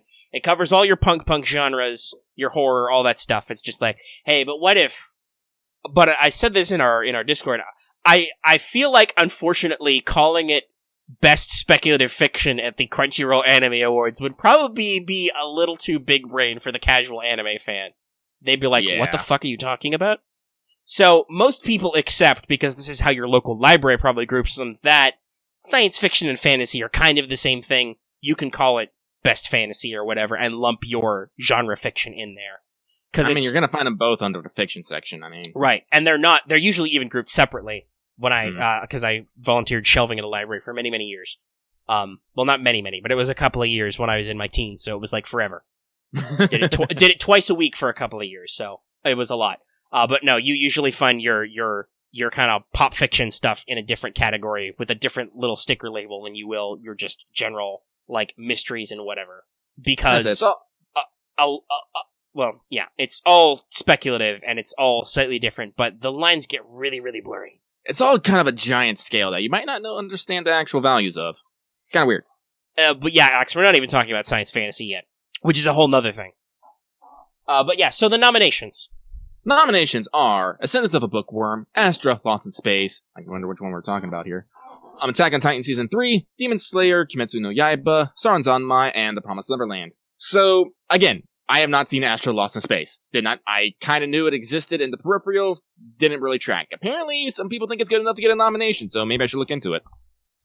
I did actually watch Ascendance of a Bookworm. I really enjoyed it. It's, to give, I think I talked about on a previous Yes, you've talked about it on a couple of What's Up, I think. Yeah, as I said, it's a isekai story with some, but it's kind of down and dirty. It's simple, it's not overblown and magical. A lot of things, make actual sense in reality with a few fantastical elements. So that's great. Attack on Titan Season 3. I mean, even if I don't like it, Attack on Titan is still fucking wildly popular. I have to admit that, so I'm not surprised it's here. Demon Slayer, enough said. Sora Zanmai, I said, it's Ikuhara. Man is a mad wizard with this stuff, so not surprised. Not to mention Sora Zanmai was a strange but delightful journey with a lot of butt jokes, because of kappas. And The Promised Neverland, which, as fantasy, it's kind of basic, but it definitely has those fantastical elements in there. I mean, kids are literally being raised in an orphanage that's actually food plant for demons. Yeah, that's that urban fantasy, which was like, but what if it was now, but with magic? With magic. So, from a gut check, it's probably going to be Demon Slayer or Attack on Titan Season 3. Sora Zanmai, but there's a fairly good chance that Sora Zanmai is the dark horse in this. Yeah, the thing is with this category is like, the question will be, which do you think, I assume this will be, out of these 6, which ones did you like the most as a fantasy work? Yeah. So, there's a lot of wiggle room for popularity there. Mm-hmm. Promise, like I said, again, I haven't seen Astra Lost in Space. And I said, Attack on Titan's not my thing, but all these nominations made it here for a reason, because a group of them was like, nah, these are good. So I'm assuming, a lot of these are going to get votes, but as I said, Ascendance of a Bookworm might be a little niche for people. As I said, because, as I said, a lot of people especially nowadays with the oversaturation of the market, isekais are kind of given a side eye. I believe it's the only isekai that's on this list. Yes, so... I'm going to open up past winners and see what they say. They probably won't have past nominees. Yeah. But that's right, 2019 was good, because Devilman Crybaby won Anime of the Year. We didn't have to kill anybody. But so like I said, like well, I like it, but everyone knows Lucky has a great love of the isekai tropes and genres. I said Attack on Titan season 3. I mean, it's made it to season 3. Actually, what's up? Hold on. What? So the categories get different every year. This is the first year they have had a best fantasy category. Did you catch that, Lucky? Did Lucky die while I was talking to him? I think he did. We're back. Okay, so we did some detective work while Lucky exploded. I was looking at the past years, so I can't see the nominees, but I did check. This is the first year they have ever offered best fantasy as a category, which is probably why there's a sci-fi crammed in there, because it's their first year doing this. Like, how do we do this? We have lost best film and best continuing series. Those were both last year. Okay. And interestingly enough, last year, the 2019, they dropped best comedy and best drama. They used to do those for the first 2 years, then stopped, and then they brought them back this year, which is a good decision, I think. So yes, they must be trying to split up their genres a little bit, which is very interesting. So yeah, I feel like that's probably a response to the fact that even though there aren't a lot of isekai nominated this year, there was a certain saturation of isekai works that were passingly popular that got nominated a lot over past years. So they may have built a containment category and now there's no isekai to put in it. Yeah, like I said, there's still an oversaturation of isekai, but as I said, generally a lot of it is, average. I believe the quality is starting to trend down and the hype is gone, so... Yeah. I mean, there's still good ones here and there, but as I said, they're not... It's not the thing that's in the forefront of everyone's mind. By the way, I would like to clarify something, since I did look at the awards, and I said this, I said this off mic. So I was wrong. Deku did not win Best Boy 2 years in a row. My Hero did, but Todoroki won it in 2018, and then he won it in 2019. He did win Best Hero 2 years in a row, though, 2017 and 2018. Oh. Did he also win Best No. Rimuru Tempest won last year. That's good. Yeah. But yeah, Slime is so good, yeah. that's... My Hero was winning a lot of awards for characters and fight scenes and stuff. But yeah, so the Anime Awards, obviously, they've only been going, this will be their 4th year, so they're still refining their categories. Yeah, that's fair. But, as I said, we're going to talk about probable winners. As I said, I think I said it's probably going to be either Attack on Titan or Demon Slayer with StudiOmega as a dark horse. But Alright, so let's talk Best Drama. Best Drama. Okay, so we got Babylon, Carol and Tuesday, Fruits Basket, Stars Align, Promised Neverland, and Vinland Saga. Honestly, I think this might be the best the Promised Neverland may have the best contender for this because of its premise. As I said, it's a bunch of kids who are battling adults in a battle of survival. That's pretty fucking dramatic. Pretty intense. It's, not kiddie stuff. As I said, Babylon and Stars Align, I can't truly comment on. I didn't even know Stars Align was a drama. I thought it was a sports, like a kind of a sports anime, judging by the... Hey, I mean, sports can be... Remember Hanabado? Sports can be dramatic. Oh, God, Hanabado. Girl, why are you looking so emotionalist? Stop it. With badminton. In my soul, there is only badminton. But, like I said, Fruits Basket is chock full of drama. Like, you won't, exactly see it, right away, because, you first look at Fruits Basket, you see, it's all, light and fluffy, but you get into, stories of, loss, regret, domestic, abuse, fucking, what's the word I want to say? What's that thing, where it's, people from, in Japan, where, people from, from branch families have to listen to main families and shit? Power dynamics? Family relation dynamics? I mean, we call that, the term would be, cadet branches and stuff, but it is a very popular trope in Japanese drama. Hierarchy. Yeah, that's a good word for it. For hierarchy, sure. Yeah. Like a hierarchy drama. So, I do think Fruits Basket has a good, balance of it. But, as I said, that's something that's, gonna, punch... And, Carol and Tuesday, like I said, it's about these two girls who have, almost nothing to their name, trying to become music superstars, which is dramatic in its own way, but as I said, it's just, at the same time, it's just as much a comedy and, feel-good music as it is anything else. So, I don't know. Vinland Saga, it's all about fucking Vikings being fucking Vikings, yo. It's dramatic, but it's action, and it's cool. So, not sure. As I said, I can't speak on Babylon and Stars Align. So, from the information I have, and I know, I'm probably gonna say that Promised Neverland's gonna. Carolyn Tuesday, while is a good contender, probably not. As I said, Babylon might, like, as I have, from what I understand, Babylon is a fucking crime drama, and as I said, it's already got plenty of nominations, so who knows, it just might sneak up on this one. I don't know, I gotta watch it. Yeah, we'll have to see how the awards turn out. It's also by Cloverworks, I just didn't realize. Cloverworks is actually doing a lot now that I look at this. They did The Promised Neverland, they did Babylon, they're doing FGO. Jesus. They have been infused with a lot of money. Mm-hmm. So I might have to check it out later. I mean, Bones is doing a decent showing, too. Ah, so the next two we're gonna get through real quick because it's everybody knows it. Everybody knows you got to have this category: best OP and best ED. As I said, there's something that's near and dear to my heart. So for best opening, we have "Kiss Me" by I don't even know how to say that name. For Carolyn Tuesday. Then we have "Kawaki wo Amakeru" by Minami Shote Hata for domestic Kanojo. Inferno by Miss Green Apple, Hideyuki Morioka for Fire Force. 999.9 by Mob Choir, featuring Saijo Nohana for Mob Psycho. Touch Off by Everworld, Kazuki Shimada, Promised Neverland. And Mukanjo by Served Side the Prophet by Takahiro Abiter. From the collection, I haven't seen any of these, but yes. I know Uberworlds. They're great. Oh, yeah. Though I would like to point it to the audience because they can't see it. You read the name as Domestic Kanojo, despite the fact that it is Domestic Girlfriend in English, both in the thumb and in the text. I just want them to know that you translated it to yourself. Listen, Lucky tends to, like I said, when you try to learn the Japanese, you start automatically fucking translating things to things. And the way I've seen it a lot is Domestic Kanojo. So no, I have that problem with My Hero, where it's like, is it My Hero or is it Boku no Hero? I'm like, it's both. It's both, though. It's like with Fire Force, I can go like in Shobutai, but it's like, Fire Force, whatever. Fire Force!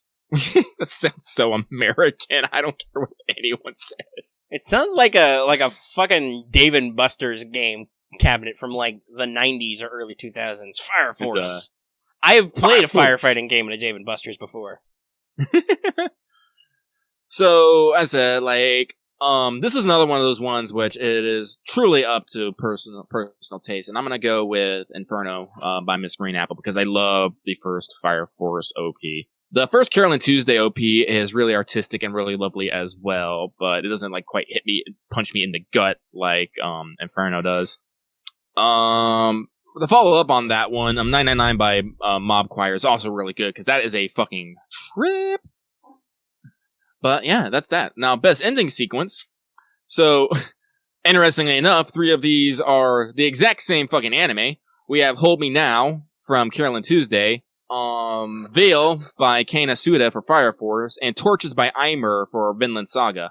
But new, we have Stand By Me by the Peggies, Sayonara Goko by Amazato Arashi, and Chikato Chika Chika by Konami Kohara for Kaguya-sama Love is War. Now, note, when I say Kaguya-sama Love is War, this is specifically the ending for the 3rd episode, which was what the animation was completely rotoscoped. It only showed the one time, but it was stupid popular. Yes, it was a thing. You showed it to me, actually. Yeah, I did. Yeah, because I was shocked that they rotoscoped the entire.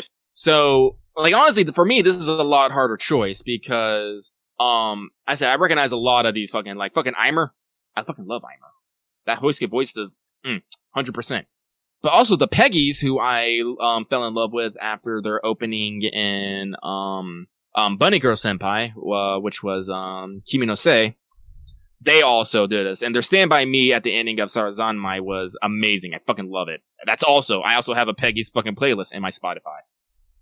So I'm a little bit more torn here. Like I said, as a character, I don't like Chica that much, but as I said, because here's the thing: the vote is for the best ending sequence. So this is both video, and audio it's the whole thing. I think they've done a good. It's because it's the combination animation and music. Because we've talked about this before.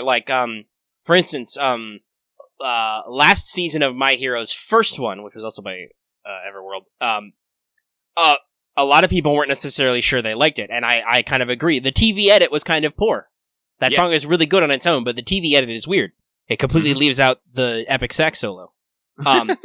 So it's like, yeah, there's an art to making the TV edit, which is about 50% of the song usually. Like, usually it's cut down to like a minute 30 from 2 to, from more like 3 to 4 minutes usually. But somewhere in there. Unless it's an original production, which some are. Yeah, I mean, there's a lot of times where VA sing their like own OPs or indie or EDs. Yes, there's sometimes where you'll do a collab where like, okay, we've picked you for the key voice actor. You're gonna come in and do the music. That's something that was always really cool about Nanoha, for instance. Was Nana Mizuki was in the show as one of the characters, but also she sung all the songs, like the insert songs and OP and ED and stuff. Yeah, that's why I liked, one of the things I liked about Guilty Crown is they basically made an in-game band called Egoist, and guess what? Egoist did a lot of the actual fucking songs in the Similarly to that, FGO uses Maya Sakamoto a lot, because she's in the whole thing. Like, it's a little bit like Monopoly-esque, but still, it's like, you work with who you know? Yeah. So, But yes, what we were getting at was, it's the combination of music selection, the editing of the music, and then the video composition that goes with it, because some of these can be really, really impressive, or like we talked about in Let's Talk FGO, sometimes you use a little too much After Effects. So, if we're going just by like pure vow, I really this is like a really hard one for me because, Sayonara Gyoko is very emotional and impactful. Veil is also that same kind of way. Stand By Me by the Peggies, I think is probably edging out in front by me. But Chikata Chika Chika is, like, as I said, like, they rotoscoped that entire animation. Like, no, like, that's just a thing. That is, hey, we need a dancer to dance to this, and then we need our artists to draw over every frame. Every frame. It's like, in case you don't know what rotoscoping is, that's what it is. That's when you take a frame that is live action and you draw over it basically to get animation effects. For instance, at least in and I think it was in most all of them, but at least in the original Star Wars trilogy, lightsabers are all rotoscoped. There's a prop sword that in post-production, they basically drew over to give that effect.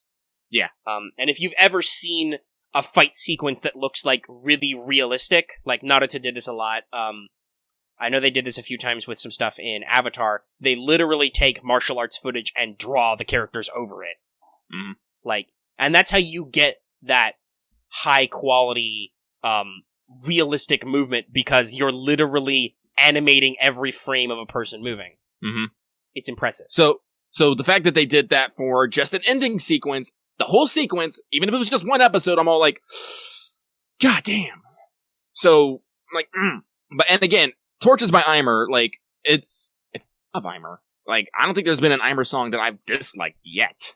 And as I said, the ED itself is kind of, but I don't know. But I think I'm gonna have to go for overall, I'm gonna say Sarazanmai Stand By Me with the Peggies. Because they do this, let me see if I can actually pull up the ED.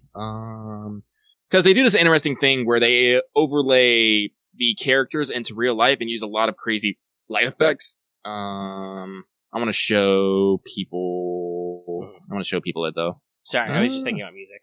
Hey, guess what, kids? Last Stardust is still on my MP3 player.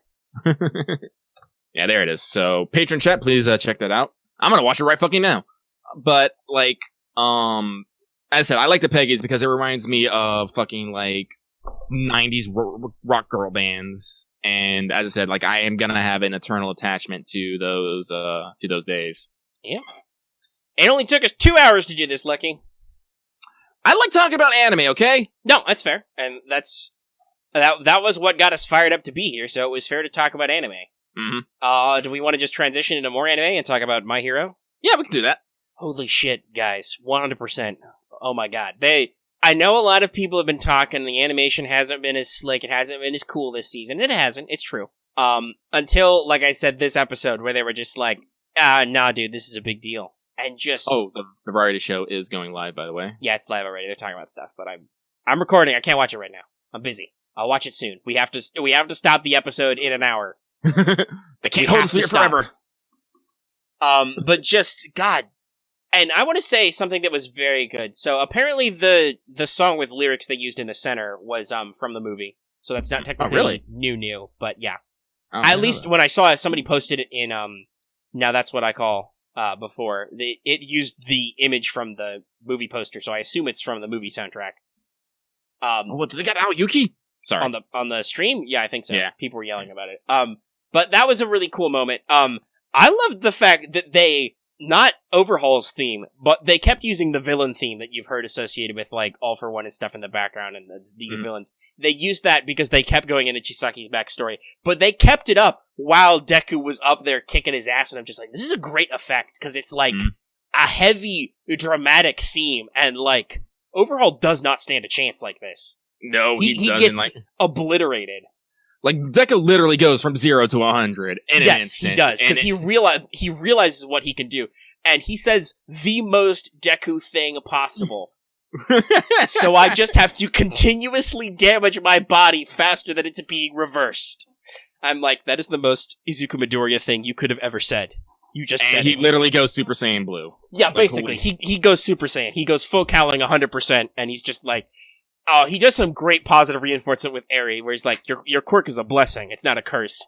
I need you to lend me your power, because I'm going to kick this guy's ass. And boy, howdy does he. While this girl is riding shotgun on his back, just tied with Lemillion's cape the whole time. Like, honestly, I thought the whole sequence with the cape was amazing, too. No, it is. The symbology of the cape. Because here's the thing. I mentioned this on Let's Talk yesterday. I watched the episode today, like, twice back-to-back, at least. Over the past, like, week or so, because I was gone for a while, I don't really want to bring the mood down by talking about it, but I had some personal family emergency stuff that kind of... That's why I left early in the holidays, and then I had normal, non-emergency family stuff after that, so I was gone for, like, a week or two. Yeah. So I had to catch up on some episodes of My Hero. I have watched the episode Lemillion, like, 4 or 5 times over the past week. So good. It is. It gets me every time. Shout out to my boy, Lemillion. Just, like, goddamn. This is the thing I'm like, Overhaul, I guess, like, you heroes are fake. I'm like, this dude has literally lost his powers and is still trying to... Yeah, no, Overhaul's interesting, because you fucking hate that guy. You were so glad when he gets his snoot booped multiple times. Because Chisaki is a motherfucker. He is. The boss asks him, you're talking about, you know that Eri's a person, right? Doesn't that mean anything to you? And the answer to Overhaul is, no. Like, he is such a fuckboy, but... Well, like Overhaul is kind of delusional. Well, not even kind of. He's just fucking delusional. No, he is, but he has vision, though. Like, that's even a thing that, like, Tomura lacks. He has no fucking vision. He's just aimless. And I think that's kind of what All for One was aiming for, was just like, I need somebody who's just strong, and I'll figure the rest of the shit out later. Yeah. Overhaul has vision, and boy, he has motherfucking vision. We get the whole story in this one. It's not just that he developed the quirk-destroying bullet, then he's like, and then I'm gonna make the fucking antidote, and I'm gonna sell it to both sides. I'm like, holy shit, you are an evil genius.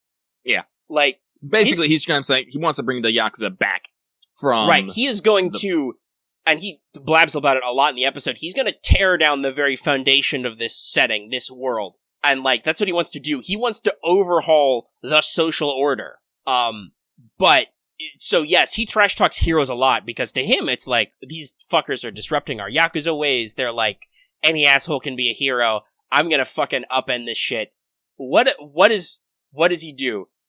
Overhaul's laughing about it, and Lemillion just gets up, power, just punches him in the arm. Yep. Because everything he has done has not been for nothing. It's just, oh my god, it's a heartbreaking sequence, because he's like, I will do my best. And, he won't give up. He wanted to be a hero, and he's got all the training for it. And just even the sequence before that is just so good, when he barely misses, probably because he shouts Overhaul's name really loudly. Chisaki! And so he tips him off. But then, Chrono, the backup guy who's carrying Eri, he fucking manages to launch a kick. He phases through Eri and just kicks that guy in the face with precision, and you're just like, holy shit, dude. Which, well, I said, that's just amplified by the fact by what you see his backstory and how just sucky he was at using his quirk at the fucking beginning. You're like, how far is this kid gone? Right, you're like, and his dad is like, you gotta be careful. You could end up split in half if you misuse our quirk. That's why I gave up being a hero. But if you want to be a hero, my son, you can do it. And he's like, I'll do my best. And you're like, oh, my heart, Lemillion, you're so pure and good. He is pure. Like, actually, the line that always kills me is where he just basically skills my cape is for, wiping away a girl. Yes, he says a hero's mantle is for wrapping up a girl who's crying in pain. Like, because after Chrono, I think it was, says, I thought it was just to look cool. Like, he's very casual about it, but Medio is like, no, fuck you, it's a symbol. I'm fucking Superman, dude. And also, by the way, I've punched you in the face like 50 million times. Fucking pulling out Phantom Menace, which they translated as Phantom Threat, but y'all, if you were listening to the sub, y'all know it was Phantom Menace. Because, Horikoshi is a huge Star Wars nerd, in addition to classic Cape comics and stuff. But, like, fuck, man. Lucky died for a minute there, but we were talking about Overhaul as a villain, or I was, off mic, and I'm like, Medio gives him credit in that episode where, like, he's like, I can't believe this guy, Overhaul, is so fast. It's like, I can't believe he's a Yakuza. I have to be careful. Because he is. Oh, like, not just using his quirk, but his overall, like, physical ability. Chisaki's pretty good. He's pretty high level. But I said, when we get to the 100% episode, he can't do nothing. He is, like, there's this great shot where Deku powers all the way up to 100%, and because Chisaki's been trash-talking Ares' power, because he's an abuser, that's his move. Yep. He sends all the spikes at him, and Deku just disappears, and gives him an upward smash that kicks him into the stratosphere, and even Toga's like, holy shit, dude. Like, she already thought Deku was cool, but she's like, this is a little much. And then that sequence is just beautiful. He's just jetting around, literally flying off the air pressure his kicks are generating. Mm-hmm. And no matter how many times Overhaul rebuilds himself, which is great. All the animation on that is really good. Like, his really weird, fucked up form. Yeah, but, like, seriously, the fucking wall of fists just... Ooh. And then it's just like... Because Overhaul's trash-talking, and he's like, you're so short-sighted, right? You're focused on what's just in front of you. And then Deku starts his power-up climb, and he's like, the wall of fists just... And then... the body gets punched apart a bunch of times, and he's just rebuilding, and Deku screams in with a single punch to the face, which is just so good. And he's like, if I can't save one girl in front of me who is in trouble, how can I save everybody? Yeah. And that's the interesting thing about Deku, because we were just talking about Lemillion. He calls himself Lemillion because he's like, I don't know if I can save everybody, but I can at least save 1 million people. So Deku takes that, much like with his power, he goes one step beyond. He's like, no, fuck it, I will save everybody someday. Mm-hmm. Like, it's so cool. And it's really good to show progress, because I gotta be honest, in the episode between this one and Lemillion, I was super, super whelmed by 20%. Like, he makes a big deal of like, oh shit, I kicked it up to 20%, it really hurts, and it does nothing. It's fucking useless. Mm-hmm. Like, it's just, Overhaul is just that good. 100% is not undersold. Like, I think he's, because he's using it continuously and all around his body, he's even better at this 100% than when he has done 100% smashes in the past, like... Well, that's because, like, as I said, like, before when he did 100% smash, he would only use a specific limb. He was only using one limb, and obviously it was just for an instant, because he fucking broke something after that. Yeah. But, like, this is more impressive than his display versus Todoroki in the sports festival, which was 100% smashes over and over again, but was, like, tactical. It was like, I'm just gonna use a finger, maybe a fist, or his cheek that one time. Mm. But this was just like, no, I'm just going to continuously use 100% all over my body, and I'm just going to be re-round, and I'm going to make sure I destroy myself faster so I don't evaporate and turn into a baby or something. Yeah. I do appreciate, though, that even in this great fight scene, they take a moment to call out that, like, Deku understands Eri a lot, because he's like, oh, she has no idea how to control this power. She's just like how I was when I first started out. Mm-hmm. She's just letting it all pour out randomly. I just have to, match her pace. You must protect the small. Now, I know that some people were... I think some people were critiquing the montage at the end of the Lemillion episode where it's just, like, after he's depowered, but I really like it. Like, that's the part that really gets me, because it's just these shots of you can tell that he's still trying. I honestly don't need... Because we've talked about adaptation with Babylonia. I don't need to see every single frame of action like it happened in the manga to understand what's going on. He's, like, doing his best, but I'm under no illusions that he's going to win that fight. Yeah. Like, because he is so handicapped. Like, that's what the confession guy says. It's like, how can he still be fighting? He must be... what is this guy? He is still going on despite all that bullshit. Mm-hmm. Confession Guy had a really interesting power, by the way. I like that guy. For being such bit characters, the eight bullets or whatever had some really interesting movesets sometimes. I still think like the battle between Fat Gum and the other guy. Like that's a really good one. That fight's really good too. Yeah. There's a lot of really good character growth for everybody in this. Mm-hmm. Like even at the end, I love how, like I said, they keep the ominous, creepy music playing, and like as Night Eye watches Deku overcome the future, and he's like, "This is not what I saw." But it's like he's a little freaked out, right? Like he's like, "This nuts. This kid changed the future." Also, I want to give a shout out to Toga and Twice for completely fucking up with everyone's plans. Oh, yeah, that was real good. Both moments of that. Yeah. Where they just call out Yakuza. It's like, I also like, did you catch this? The Confessor is like, was there any discussion of betrayal? They're like, nope, because they didn't talk about it. Yeah. Tomura knew his minions enough to know, his comrades basically to know, I don't need to tell them, they're just going to betray those motherfuckers anytime. I don't need to talk about it. It'll happen. Well, as I said, there's still more stuff coming on, which will probably happen next episode, but no spoilers. No, but yes, I really like how they've handled the League of Villains in this arc. Yeah. Like, actually, like, believe it or like, I guess I will spoil this for you. There's going to be a couple, like, I don't know if they're definitely not going to get to this anime series. Well, I know that there is an arc in the future that is all about those guys. Yeah. Like, they are the focus, and that's really exciting, and I can't wait to see that.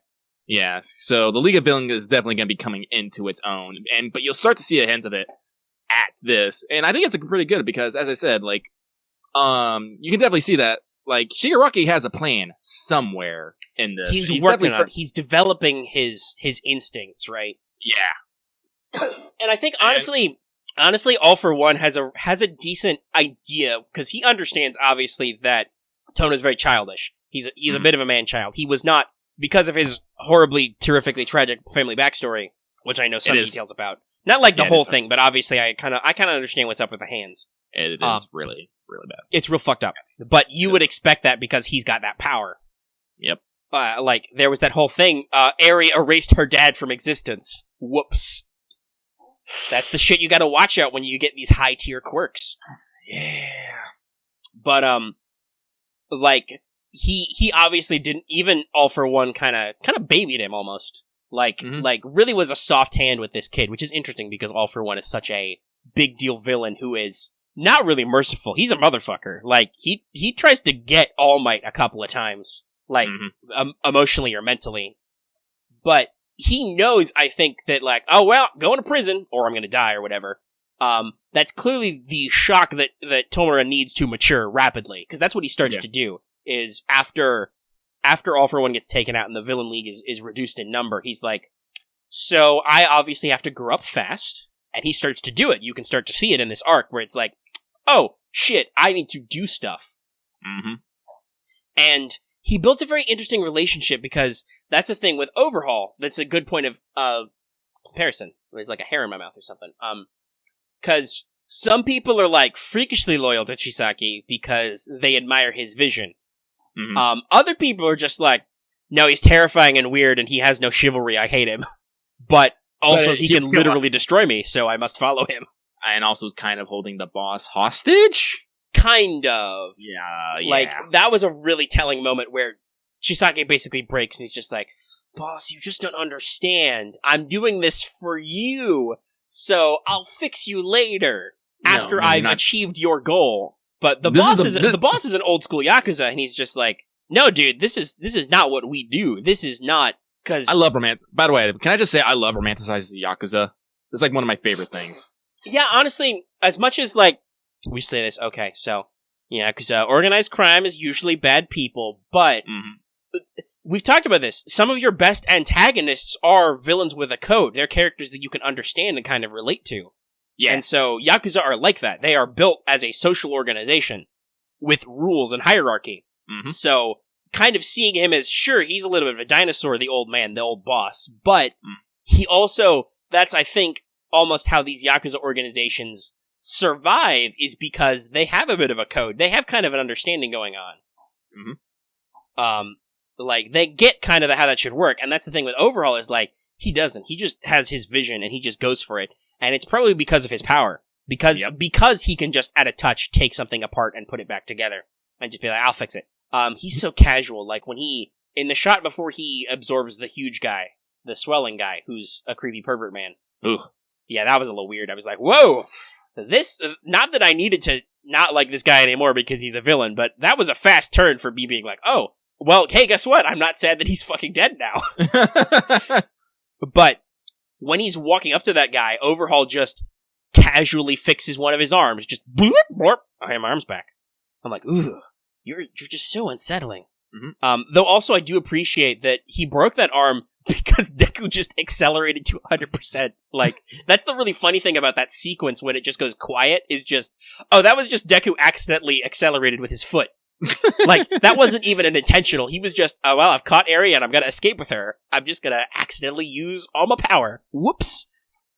Thank goodness that Eri activated her quirk to fix my leg before I even noticed. Thank God for out-of-control powers. Also, thank God for, like, light speed fucking thinking as Deku literally, like, what just happened? I gotta think of this now before I fucking land. Well, yeah, because he's like, oh shit, if my leg's broken, I have to control my landing. Wait a second, my leg doesn't hurt. What's going on?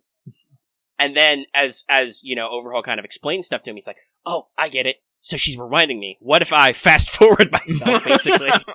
Faster than she could rewind. I'll win! That is truly Deku brain tactics. Yes.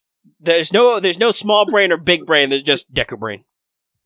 What if I exploded myself constantly? And, like, I feel like, to Deku, there's no concern over whether or not the fact that after he beats Overhaul, he might disappear. It's just, well, that's, like, honestly, that's, I'm sorry, I don't mean to interrupt, but, like, that's actually kind of a hallmark of Deku's character, of kind of that reckless disregard for his own safety. He's gotten a bit better about it, but it still pops up. Right, but because to him, that's the essence of being a hero. You know, Yeah. All Might said as much. Self-sacrifice is one of the most important aspects. It was the same with Mirio. He didn't have to take that bullet for Eri, and in fact, if he didn't, I was watching a look back, a recap of those last couple episodes before this one. That would have completely fucked over those guys. The Hasakai would have been boned if they had just let Eri take the destroying bullet, assuming that it even worked that way on Eri. We don't know. Who knows? But if it did, they'd be fucked. But Lemillion was not going to let that little girl take a bullet. Nope. And well, the kicker is as he jumps in there, he's smiling, like he's giving her the "don't worry about it, it's perfectly fine." This is like, ooh, that sucks, that stings a little bit. Never mind, I'm gonna get back up and punch this guy. And the only reason why he gets got is that he has to protect Eri. Mm-hmm. Like, that's the lingering final shot of that, which they played it at the beginning of the last episode, but it was still really interesting that was the post-credit, was that scene where it's like, oh, you got stabbed, you're done, son.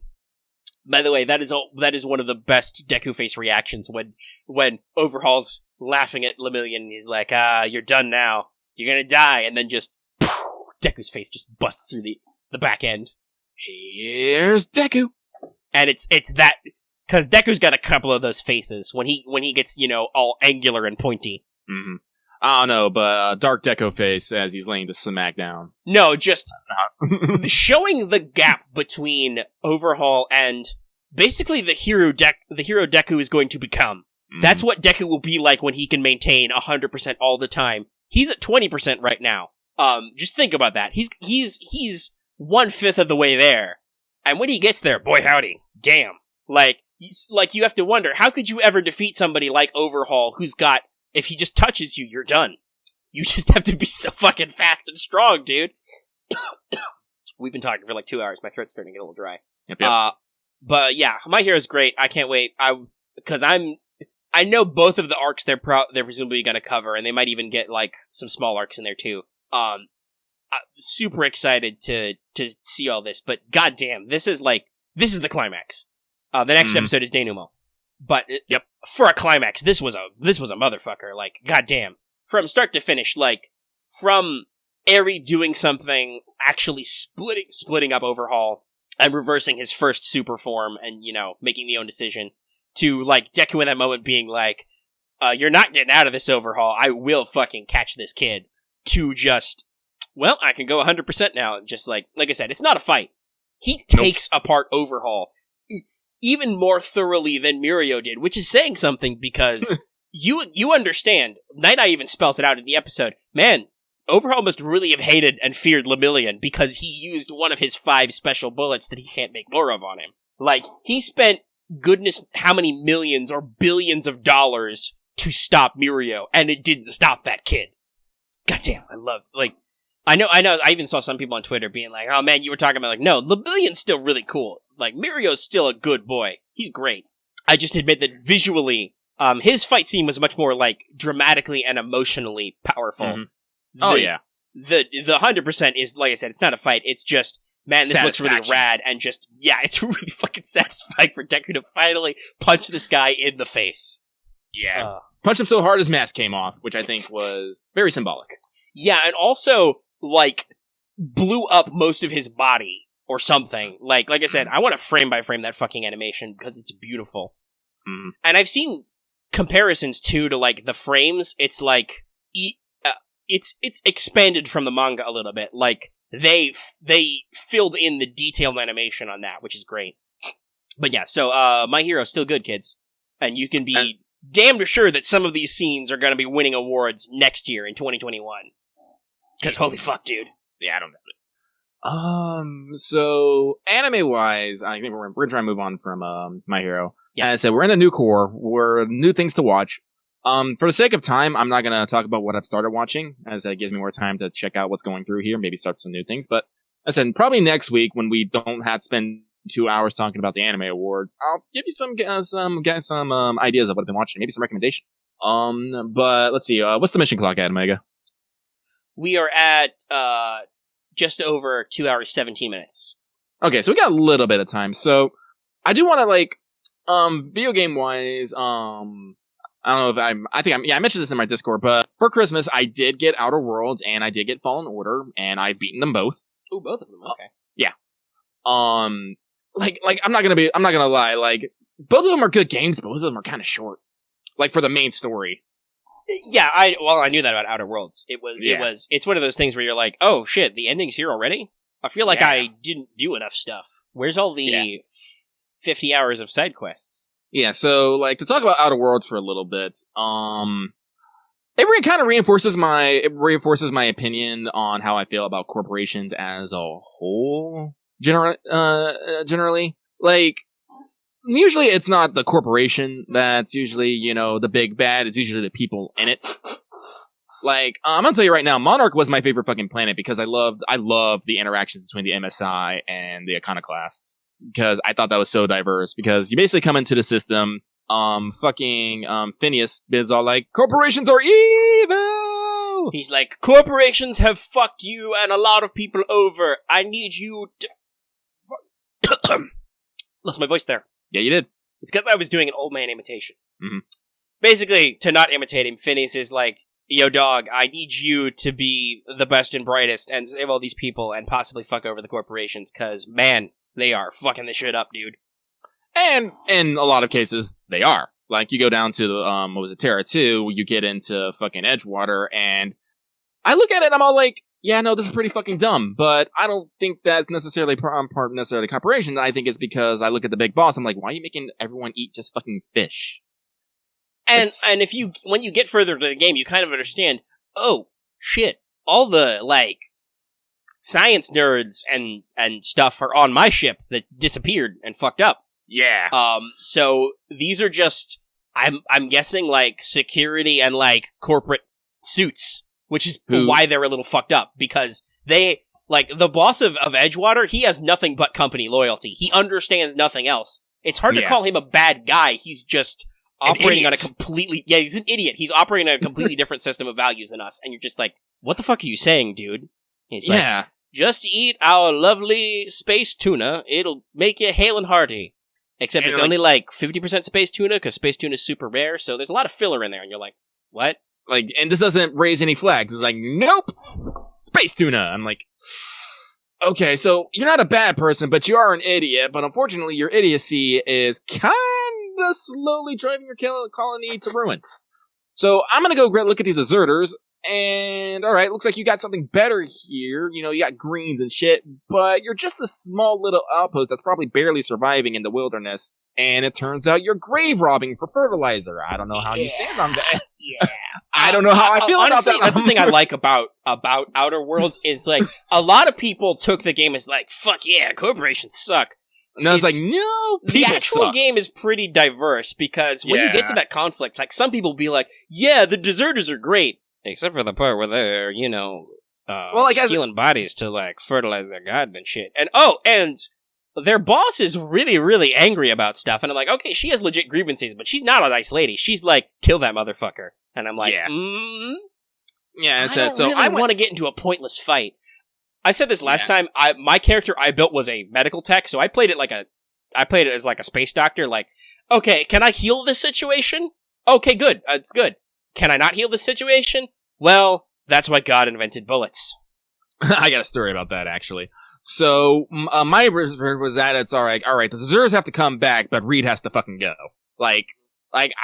There's nothing, like, these people need some fucking greens, and apparently that was actually a more important decision than I thought, as you find out later that literally everyone in the system is fucking slowly starving, and the board's trying to cover it up. I'm just, like, concerned. Yeah, so, the major crux is that food stocks are slowly withering because we can't eat anything here.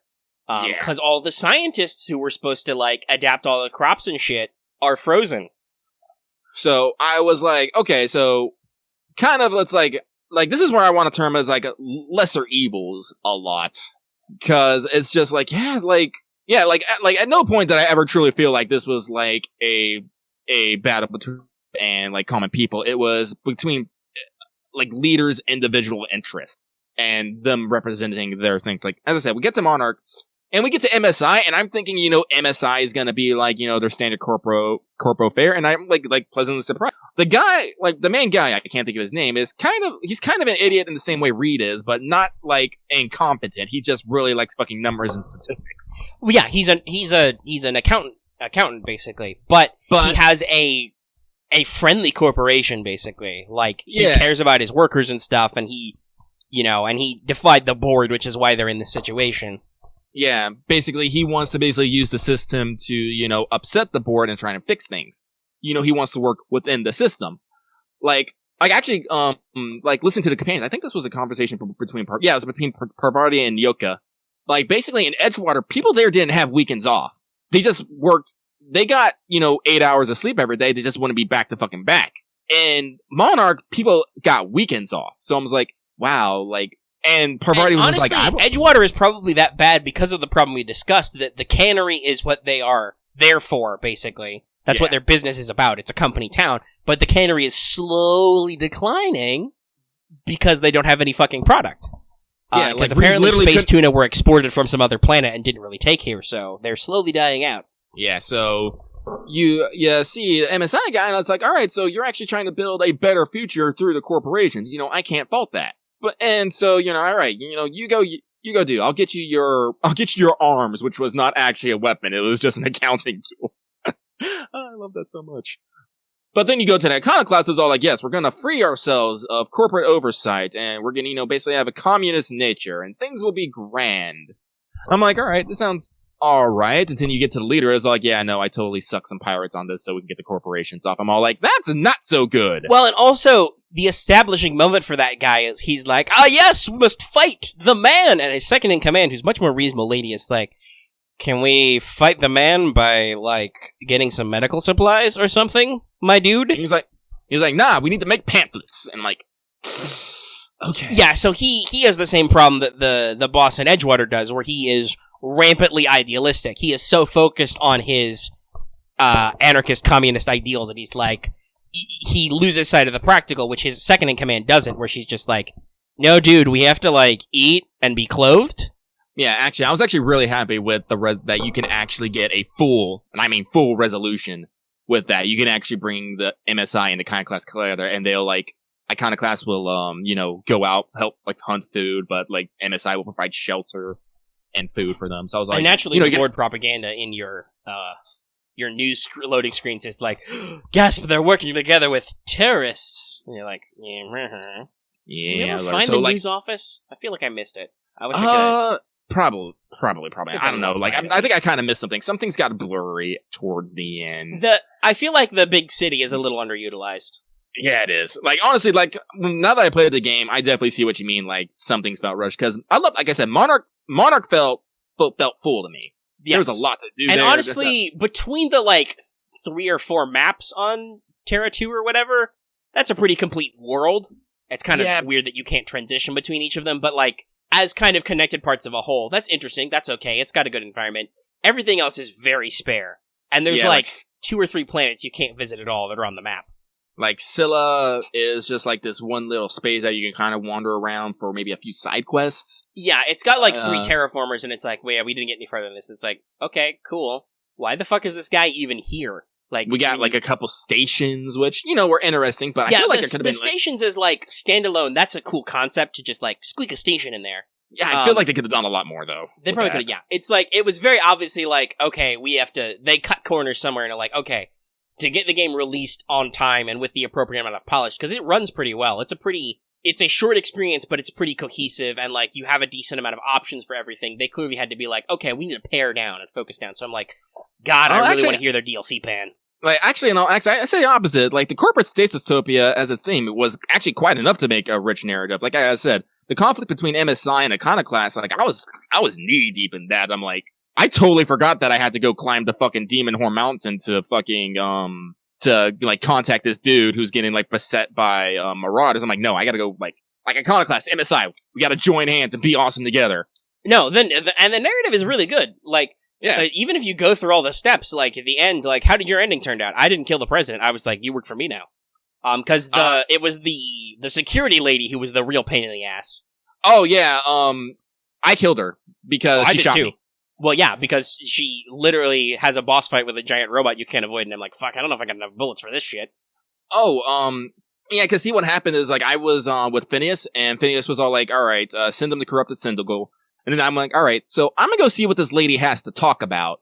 And she was all like, alright, so I'm gonna need you to go liberate fucking Edgewater and kill everybody there. And I was like, no! Yeah, I heard that was coming, and I'm like, I don't even want to fucking talk to this lady.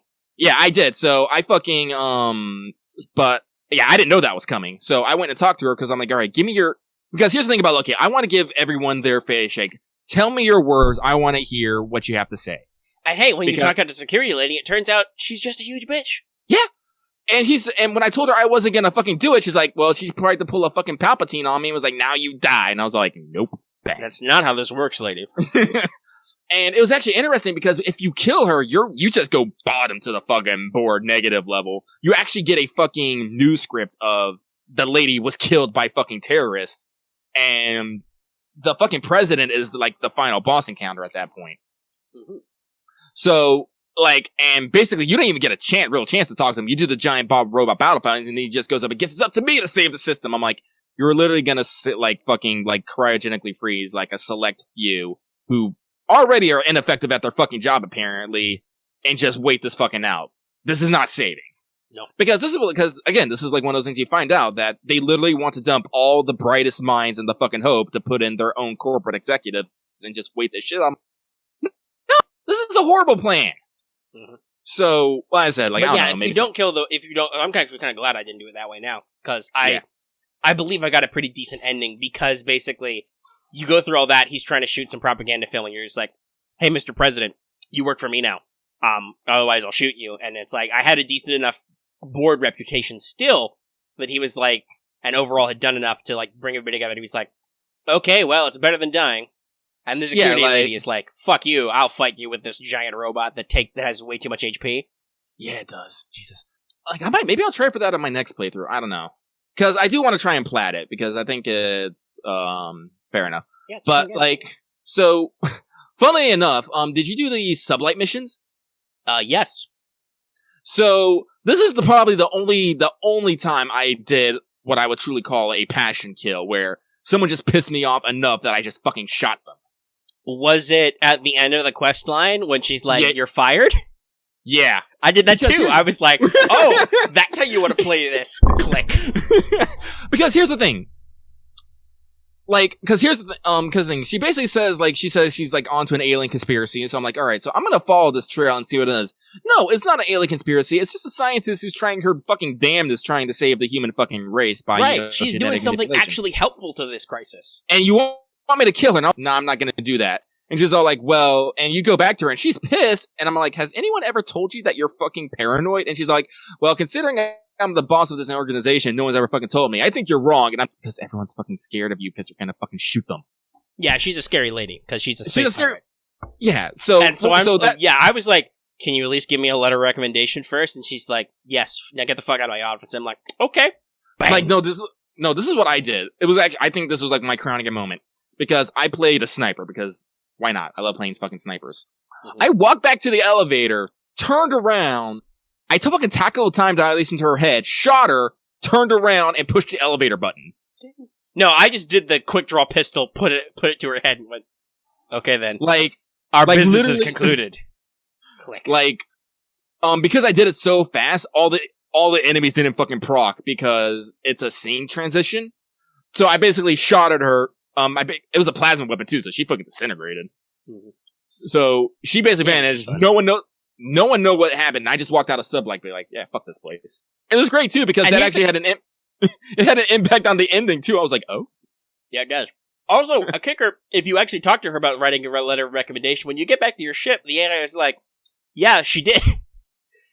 Has great work, except I think it's like something like, does great work, except has problems following through. And I'm like, yeah, that was you, all right. Well, now you're dead, and I'm alive, so. I don't know, boss. I considering killing, the parent. Like, she was pretty competent, but as I said, having a paranoid boss that has no perspective kind of concerns me, so I think I did everyone a favor.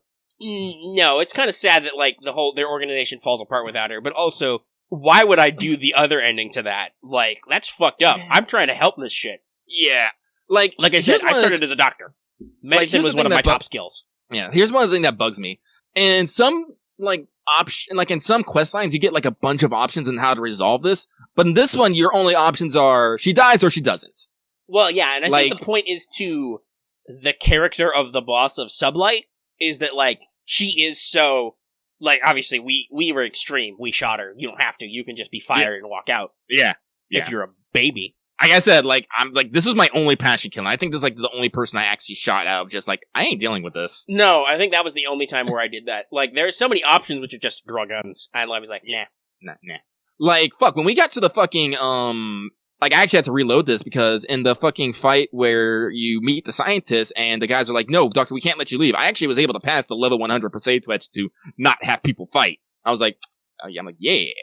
Or you basically said, because I'm trying to save the fucking world. And the guy was like, that sounds fucking weird, but you know what? I'd like to cut your jib.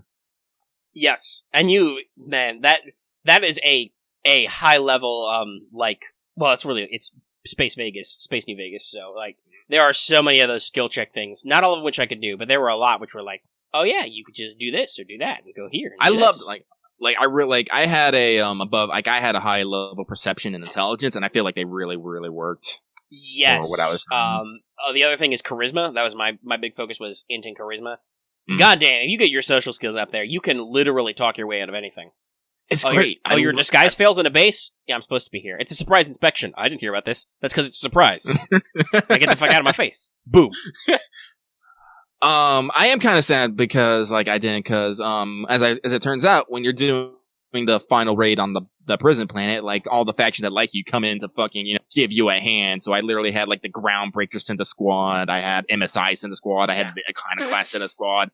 I'm kind of sad I didn't have send the squad, but I killed their boss, so, it's to be expected. No, that's why. And I kind of also, that was really awkward because I managed to stealth through all that. Like, my stealth never broke, so I was like, I found the hollow disguise. I'm just gonna walk. You guys have fun, bye! I did too, but, like, I kept breaking because it still broke because I was like, I didn't want to just leave my allies to get shot by themselves. I'm like, I like these nerds. I was just like, they're gonna live. And I think they did. Like, I honestly could not tell. There were some shipbreakers who got disintegrated, but Pavarti and her relationship turned out okay, so I guess she got away. Yeah. I don't know if any NPCs are essential in Outer Worlds. I don't know. Like, I never I shot fucking the Sublight boss, so. But obviously you can do that. Because that's actually an optional thing, so, like, I don't know. I think that, I'm assuming that if you go down the board route, because that's the thing you can do, they might tell you to put out hits on all these unsavory elements, which Sublight would probably be a part of. So, well, you do steal that station out from under the board. Yep. That's always fun. Yeah, so Outer Wilds is cool. I want to see their DLC. Yeah. I guess if we could talk companions, honestly, I only kept the companions long around enough to do their companion quests, and then I respec and took all the I'm by myself perks and winged it. Interesting. I did not. I actually liked having a rotation. Though I eventually settled on a couple of favorites because I like them. Pavarti was one of them. Pavarti is really, really good. Really stand out. Mm-hmm. And, honestly, shit, now I can't remember. I'm bad with names. Who was the space doctor? Ellie. Ellie, that's right. I was like, it ends in an E, doesn't it? Yeah. I just liked her because she was sassy. When I was running around with companions, it was usually Parvati and Yoka for me. They had good rapport. I said that's another thing that I think they said was explicitly missing that they cut out was like better companion interactions, including romancing your companions or other characters. Because like Parvati obviously has her thing, and I wonder if they had put that in, whether they would do kind of like what you can do in Dragon Age, but you can't actually break the game, where you can try and hit on Aveline, but it doesn't work. Like I wonder if they would do that. Though that quest line is so fun. Fucking Ellie and you take Pavarti and go get hammered. It's just like I tried to get her to drink, but also like I was somehow like I am kind of a doctor. I want to be like, here, Ellie, make sure to drink some water. I told Pavarti, make sure to drink some water. You fix the ship. You make my ship go. Don't get too drunk. I made her drink wine and then water. Well, and I'm like, all right, girl, talk. And then at another point, they were like, I think I said something like, what am I paying you people for? And she was like, you don't pay us, boss. I'm like, huh, well. Oh, yeah. I guess I don't. Well, if you want to stay on my ship in your free room, then you better do your job. That was also another fun detail. Everybody had their own rooms that changed as you went through stuff. Oh, yeah, you can find, like, it was either through quests or you can just find random shit that you pick up and it goes in their room. Yeah, they just that was a good detail. They had a lot of detail in those. Max was really interesting, and then his quest ending with a fucking literal vision quest. That was great. Although I think my favorite companion interactions though is fucking Sam with Ada, because you would literally just go on your ship, you go to the fucking bridge, and there's Sam cleaning the console while Ada's like, "Yes, I'm a dirty computer." I'm just like, "You want me to close the door?" So should I come back later since I need you to navigate? Ada's great. Oh, actually, I was like, when I was looking up trophies to do on this, I actually found a fun one. Did you know you can fucking skip jump the fucking ship when you do that into the sun? That's a trophy. Really? Yeah, you have to have the dumb options though enabled. And you have to do that by having. Okay. You have to be an idiot, and I found that hilarious. That is the thing. If you play a low intelligence character, you can just have dumb reactions to things, and one of them ends up you skip jumping the Hope into the sun, and that's game over. Credits roll. And it was like, oh my god, that's fun. That's a fun ending. Yeah, but unfortunately, I don't think I could ever tolerate actually playing a dumb character the entire time. I literally, yeah, that can be funny, but that's hard. I know that from like New Vegas and stuff, where like you could get fun secret options if your int was like 1, but I'm like, fuck, but I get so few skill points. Yeah, I can't do anything. Like, it's funny, but it's like, I guess if you do that route, you just end up being, I'm just gonna meat slab big meaty arms and punch everybody, I guess. Yeah, I guess if I wanted to do like some sort of melee build, but like I was looking at my next playthrough, I was thinking it was like I was actually gonna drop my fucking like one of my charisma skills, maybe temperament and strength, just so I can get like maximum intelligence perception and just become like, I don't know. Yeah, perfect it. Like I said, I'm interested in their DLC schedule. We're at about 240, so okay. Alright, so as I said, Outer World's fun. I'm gonna keep going with it, but the other game I probably am not going to talk about Pokemon because I would talk too long. And we'll shelve it for next time. But last thing I guess we want to talk about is kind of. I can briefly mention I'm almost done with Sword. I really want to get to gym leader rematches because I got a lot of box Pokemon of different types. Sword was one of the first games I did because it's so easy. Where I was like, let me completely dismantle my Pokemon team between gyms. Which was a lot of fun. Like, that's the thing. I like Sword a lot. I'll talk about more thoughts.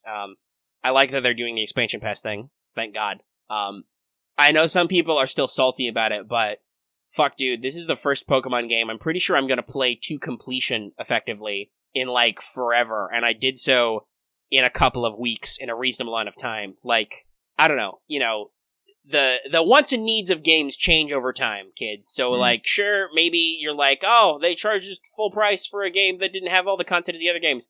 Maybe they just undervalued those other games, because, like, I had a really good experience with Sword and being able to complete it. It's really good. It's cool. I can't comment on Pokemon, unfortunately, as I said. I'm not playing it, and, like I said, like, I don't know. I think like to get full enjoyment out of Pokemon, you have to have a certain mindset, and I'm not sure I got that. Not anymore. No, you have to want to be experimenting, because that's another big thing that's just like, wow. I'm also unique because I haven't played Pokemon in a while. I'm always constantly being like, what the fuck is this Pokemon? It's like, this one's from Generation 6. I'm like, well, missed that one. I think we're on 8. I think Sword and Shield is 8. So I'm like, yeah, so 7 and 6 are a complete blank to me. And 5 was Black and White, right? I think it was. I'm like, I barely remember those games. Or specifically a game, because I was never rich enough to buy 2 versions. Like, that's a first world problem. People are complaining like, I gotta buy the DLC twice. It's like, yeah, because you're supposed to trade with your friends. I know that's weird for me to say of all people, but that's how Pokemon works.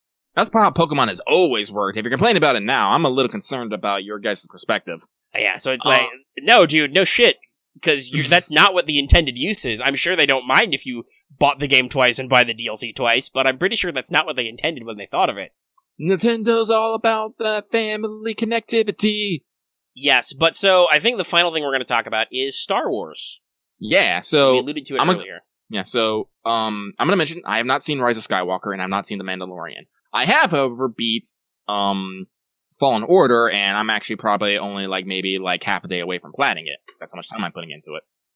But even without said things, social media is a thing, and there have been some motherfucking hot takes. Yes. And for anybody hoping that The Rise of Skywalker would not be as spicy as Last Jedi, it was spicy. It might be even spicier. Possibly. So, I mean, I can give my high-level thoughts. I saw it. Yeah. So, I will say, I'll start off. I enjoyed it. I liked it. Part of why I liked it may be just because my expectations were so low. I'm driving to the theater and some other stuff, some errands. I may tell that story. I keep alluding. Okay, fine. I'll just fucking say it. The reason why I was gone early and suddenly was, guys, my grandmother died, and I had to go be a pallbearer at her funeral, which means I needed funeral clothes. So my schedule was kind of floofed up for a lot of days. I flew out on Christmas Day on an airplane to be there for the funeral on Boxing Day and drove back to Florida. It was about 13 hours. No, I think it turned out to be 15 hours because there was a lot of traffic around Atlanta. Dear state of Georgia, please unfuck yourself. Thanks. But yeah, so I don't necessarily like to bring people down. So I don't necessarily, but it's important to mention I was in kind of a rush, but we did manage to go out, and rather than I usually see a movie with my family. My mother just was like, okay, I'm going to go do some other shopping. I'm going to drop you off at the theater for a couple hours. So I saw it before all that. I liked it, but my expectations were very low. I was like, I would just like it if this movie is a solid C. If it's okay, I would like it to be functional. And I came out of it like, fuck, that was great. Nice. I liked it a lot. It was better than I was hoping for. And you'll hear a lot of complaints. It's very interesting to hear people complain about this movie because the same people who complain about The Last Jedi, which I think is the most galaxy brain Star Wars movie there's ever been, are like, man, could you think of a more smooth brain movie than The Rise of Skywalker? I'm like, you guys are giving me mixed signals here. What do you want? Do you want a medium brain Star Wars movie? Is that what we're getting at here? No, everyone wants their Star Wars movie. Yeah, basically. So, yes, I liked it. There are some, I'm obviously there's some stuff going on. You will probably know this or know it, watching it, for 5 seconds. It's a very fastly paced movie. And I'll say this. Okay. It's perfectly okay to enjoy The Last Jedi. We talked about this. Your opinions are all valid. It's all great. Yep. Lucky and I have both discussed this. We have come out maybe feeling more negative than positive about The Last Jedi. Mm-hmm. And I want to say in particular, I think a lot of people like The Last Jedi. They like it because what The Last Jedi does do, and it does do this a lot, is it has themes and questions. It has a lot of them, and they're very interesting. It does a lot of interesting stuff. Even Axe is I like some of the ideas. That movie is all about that. Here's the problem. And we can say this is, from a story structure, this is a flaw with The Last Jedi. It's the second act of a trilogy. Mm-hmm. If it was a standalone movie, or if it was the last movie, or if it was the first movie, it would be better. But it's not. It's the second act, which is where most of your conflict is supposed to happen. So there's a problem with that because, unfortunately, The Last Jedi kind of ends where it begins. Nothing really changes. Nope. Characters don't really develop and change. New characters aren't really added or subtracted. They just, anybody who shows up immediately leaves the movie afterward. And it's oh, hey, Supreme Leader Snoke's a character. No, he's not. He's dead. Oh, hey, Luke is a character. No, he's not. He's dead. It's nothing changes in that movie. And so it's kind of like, it's interesting. I like some scenes of it. I think some parts of it really needed some fucking editing. I'm looking at you, Canto Bite. I will not shut up about that. That was a great joke in The Mandalorian, which I will tell you, Lucky, because it's not a spoiler. Somebody looks at The Mandalorian's piece of junk ship and says, that looks shittier than, well, not shittier, but like, that looks worse than a Canto Bite slot machine.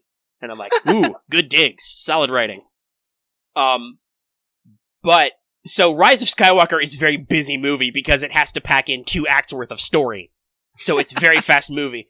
And honestly, I prefer it that way because Rise of Skywalker has this quality that to me is like, do you actually give a shit about any of this stuff? And I'm like, no, movie, I do not. I would like to see lightsabers and I would like to see character interactions. So I'm like, and it's like, okay, we're gonna move on then. Next scene. And like, yes, obviously parts of it fall apart if you think about it too hard. But also always Star Wars is like that. Like, it's always been like that. There have always been weird, dumb coincidences in Star Wars that don't make any goddamn sense. That's how the movie happens. If you're like, but why did they do the thing and go the place? Ask that about A New Hope. That movie relies on coincidence. Like, how did Luke specifically be the ones at the time when C-3PO and R2-D2 were up for sale? Is that the Force? Sure, you can get metaphysical. I think it's just the script. The script is like, and now these characters will meet up because otherwise we don't have a fucking movie. And like, that's the whole thing about, this suspension of disbelief. Sometimes you just have to accept things as they are. Yeah, and Rise of Skywalker really wants you to just be like, are you cool with this? And I'm like, I'm cool with this.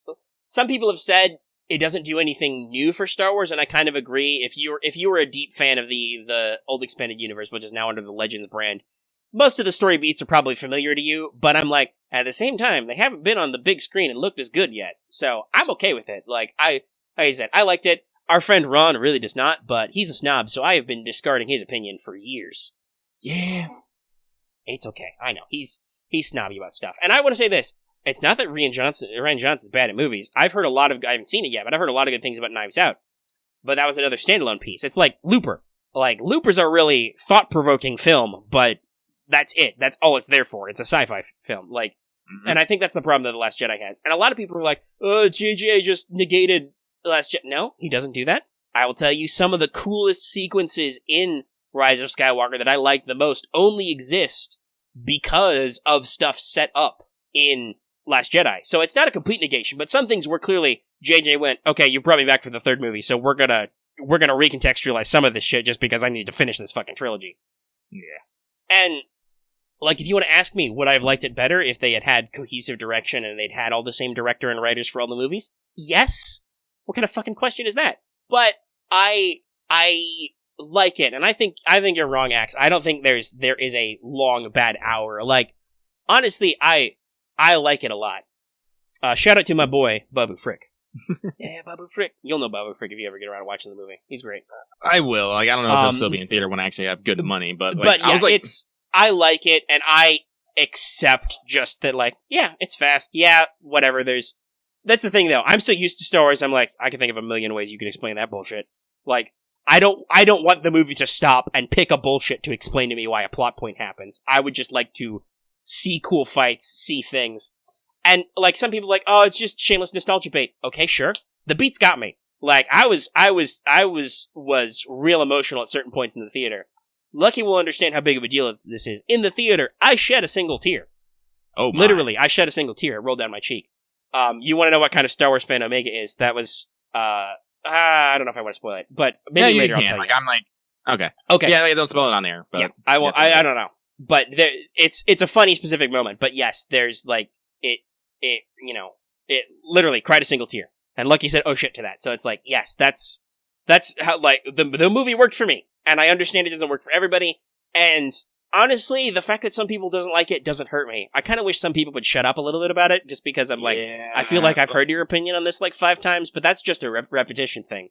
Honestly, if I was lukewarm on the movie and everybody's like, man, it was the fucking best, I'd be like, okay, cool. Can we relax on this a little? Can we talk about something else? Yeah. But yeah, so I don't even know if I want to make a big deal out of like how I feel about the movie. One, because we're at 2 hours and 15 minutes, or 51 minutes, but also just we're kind of getting over the point where it's pop culturally relevant. Like, it's quickly passing by where it's being super disgusted anyway. Yeah, like, I don't know. Like, honestly, I don't know if, like I said, I haven't seen it. Like, based on reactions I've seen from the fandoms and like critics and stuff, it's like I've kind of been on the fence about it. Because I'm just like, I don't know what to think about this movie, people. Y'all are all sending me mixed signals. And like, as I said, like, there's been reports of the director being upset with the film, with like actors and actresses being upset with the film. Well, yeah. There was a brief trend that like there's a secret JJ cut, because obviously there was some editing, and who knows, the editing might be better. Because that's another thing. I don't think that necessarily JJ Abrams did anything wrong, but also I'm harsher on The Force Awakens than a lot of people I know. So like I'm not like a huge JJ fanboy, but also I'm like, as a director, I don't think he did anything wrong with this movie. Like, yeah, so, from a directorial standpoint, I don't think there's anything wrong with Rise of Skywalker, other than maybe it's paced a little fast, but I understand why it is.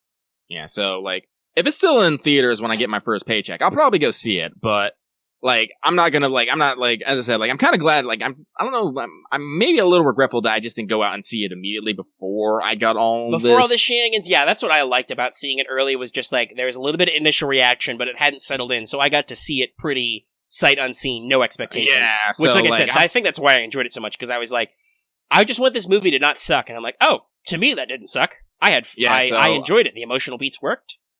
So I'm a little regretful that I didn't go see it immediately, like I was intending to, because like it was just broke. I spent too much money on gotcha. That's the thing, Axe. Like you and some of the other guys harp on me for being so into Star Wars. I'm really into Star Wars. Like, that's the thing. There is nothing 100% original about Rise of Skywalker. So I'm like, I have seen all these plots done stupider in the 80s and 90s. Like, and they definitely didn't look this cool when they did it. So like, I'm like this weird combination of idealistic and jaded. I'm like, my what I want out of Star Wars is very simple. Like, best way to explain it is Omega hopes for the best but expects the worst. Yeah, basically, I'm like, I have seen this shit stupider. Let me tell you about the Crystal Star, kids. Not really, because that'd take a while. But like, there's a lot of crappy expanded universe stuff out there. So like, oh boy, let me tell you about Jedi Prince. Ooh, there's just, man, I'm giving some people flashbacks right now, Lucky. Like, they are 1,000-yard staring as they listen to this. As I said, Lucky's kind of a fair, like, well, not fair weather fan, but I'm not deep. You're casual. Your enjoyment of Star Wars is more like, it's more tangential to me because we have done a lot of Star Wars stuff together. Yeah. Like, you have not necessarily read all the stuff, but you've played some games. Games are fun, and you've watched some movies.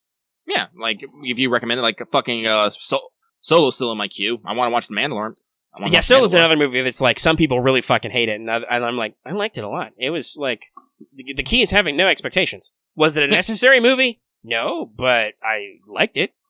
Alright, so I'm gonna take the reins here. I'm gonna talk about Fallen Order, and honestly, like, I think my thirst for, like, seeing Star Wars right now is kind of satiated, because when I got done playing Fallen Order, I'm like, I feel like I just watched a Star Wars movie. Like, it has, like, you're talking about all the fucking beats of, like, Star Wars. Like, I honestly want to say Fallen Order has them. Like, even the way we start out. I think that sounds like why it's good. It's because it's just Star Wars. It is. Literally, you start out, you're on fucking, what was it, Braga? I think it's Braga, which is a scrap planet. You're a guy, your kid, who works in the fucking scrap yard. So I'm like, alright, so we have our classic Star Wars origin story here. We got, just, some no-name kid in the middle of fucking nowhere doing a piss-shitter job, who gets suddenly embroiled with the Empire, for reasons, and has to make it's one of those classic, oh, you were nobody, but then Destiny hands you a fucking lightsaber, and is like, dude, you're a wizard Jedi. Well, as the kid was, well, I know. It's Cal Kestis was an apprentice. He escaped Order 66. Yeah, but he escaped, so, he's just trying to live, like, a humble, quiet life where no one knows who I am.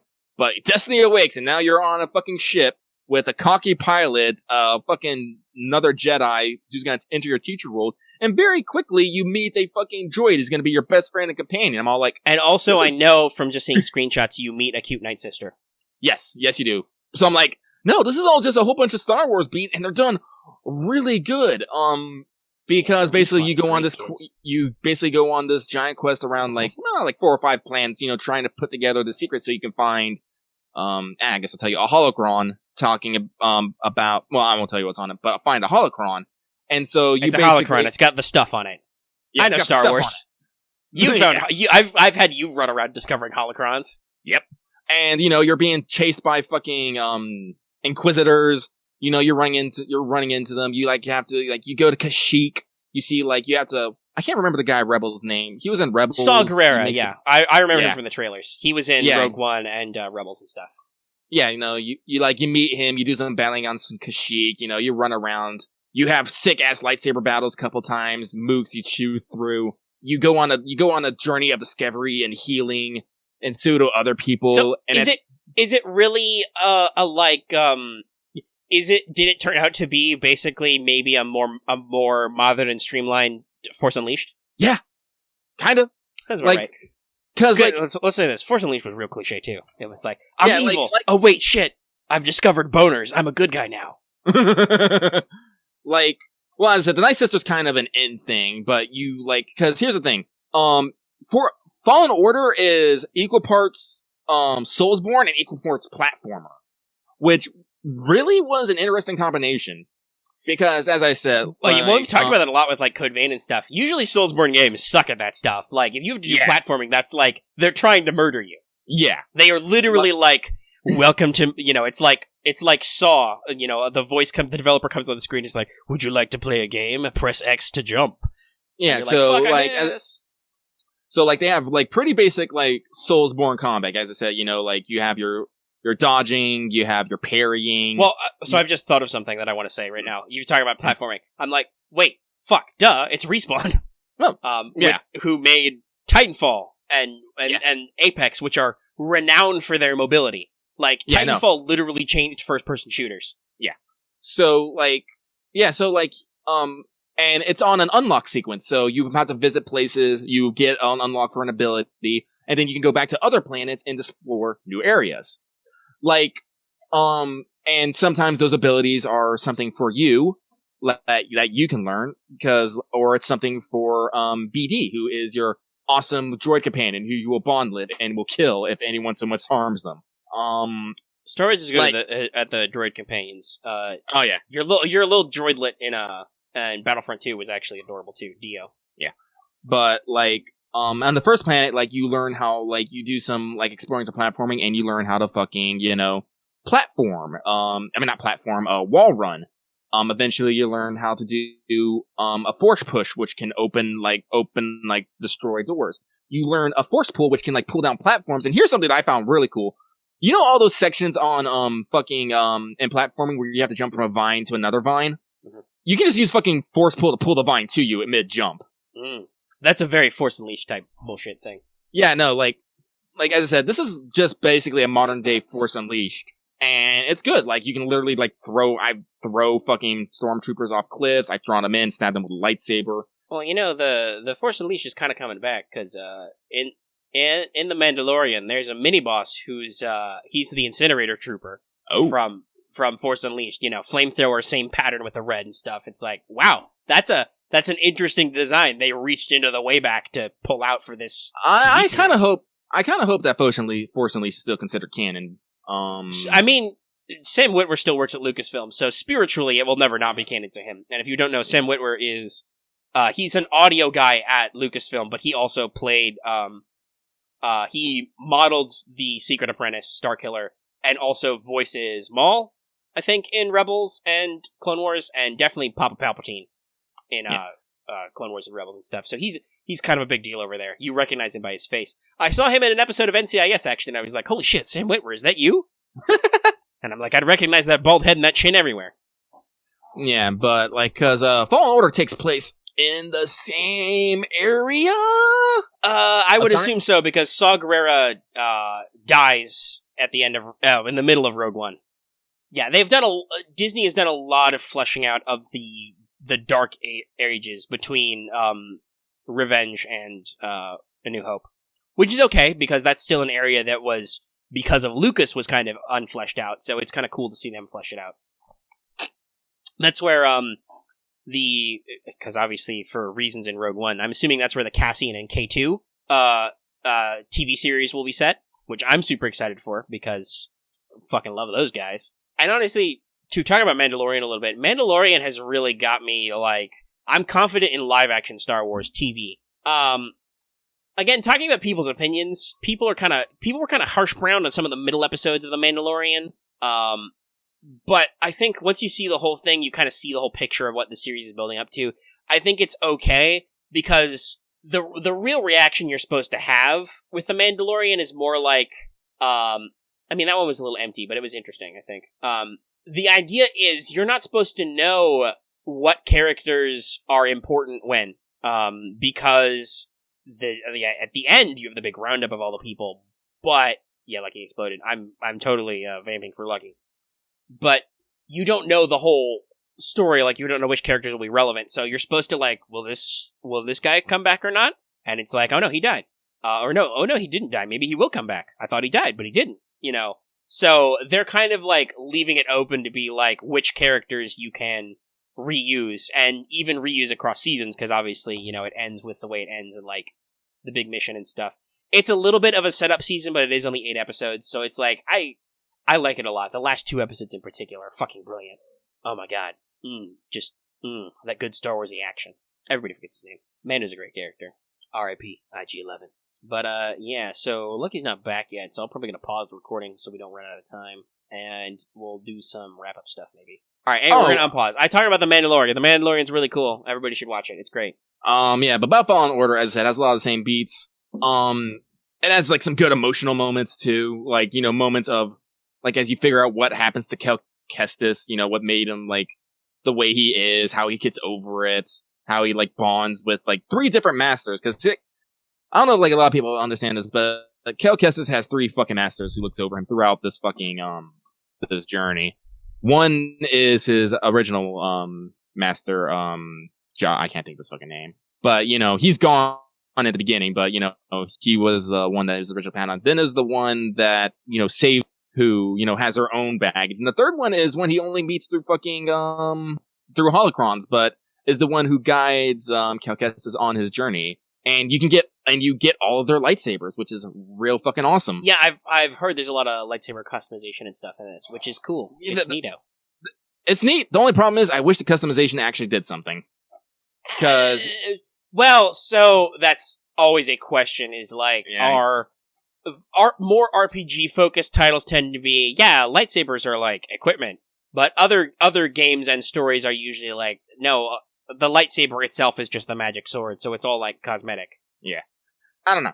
But as a boom, because basically, here's the thing: you can customize your kind of. You can customize the sleeve, the emitter, and the handle.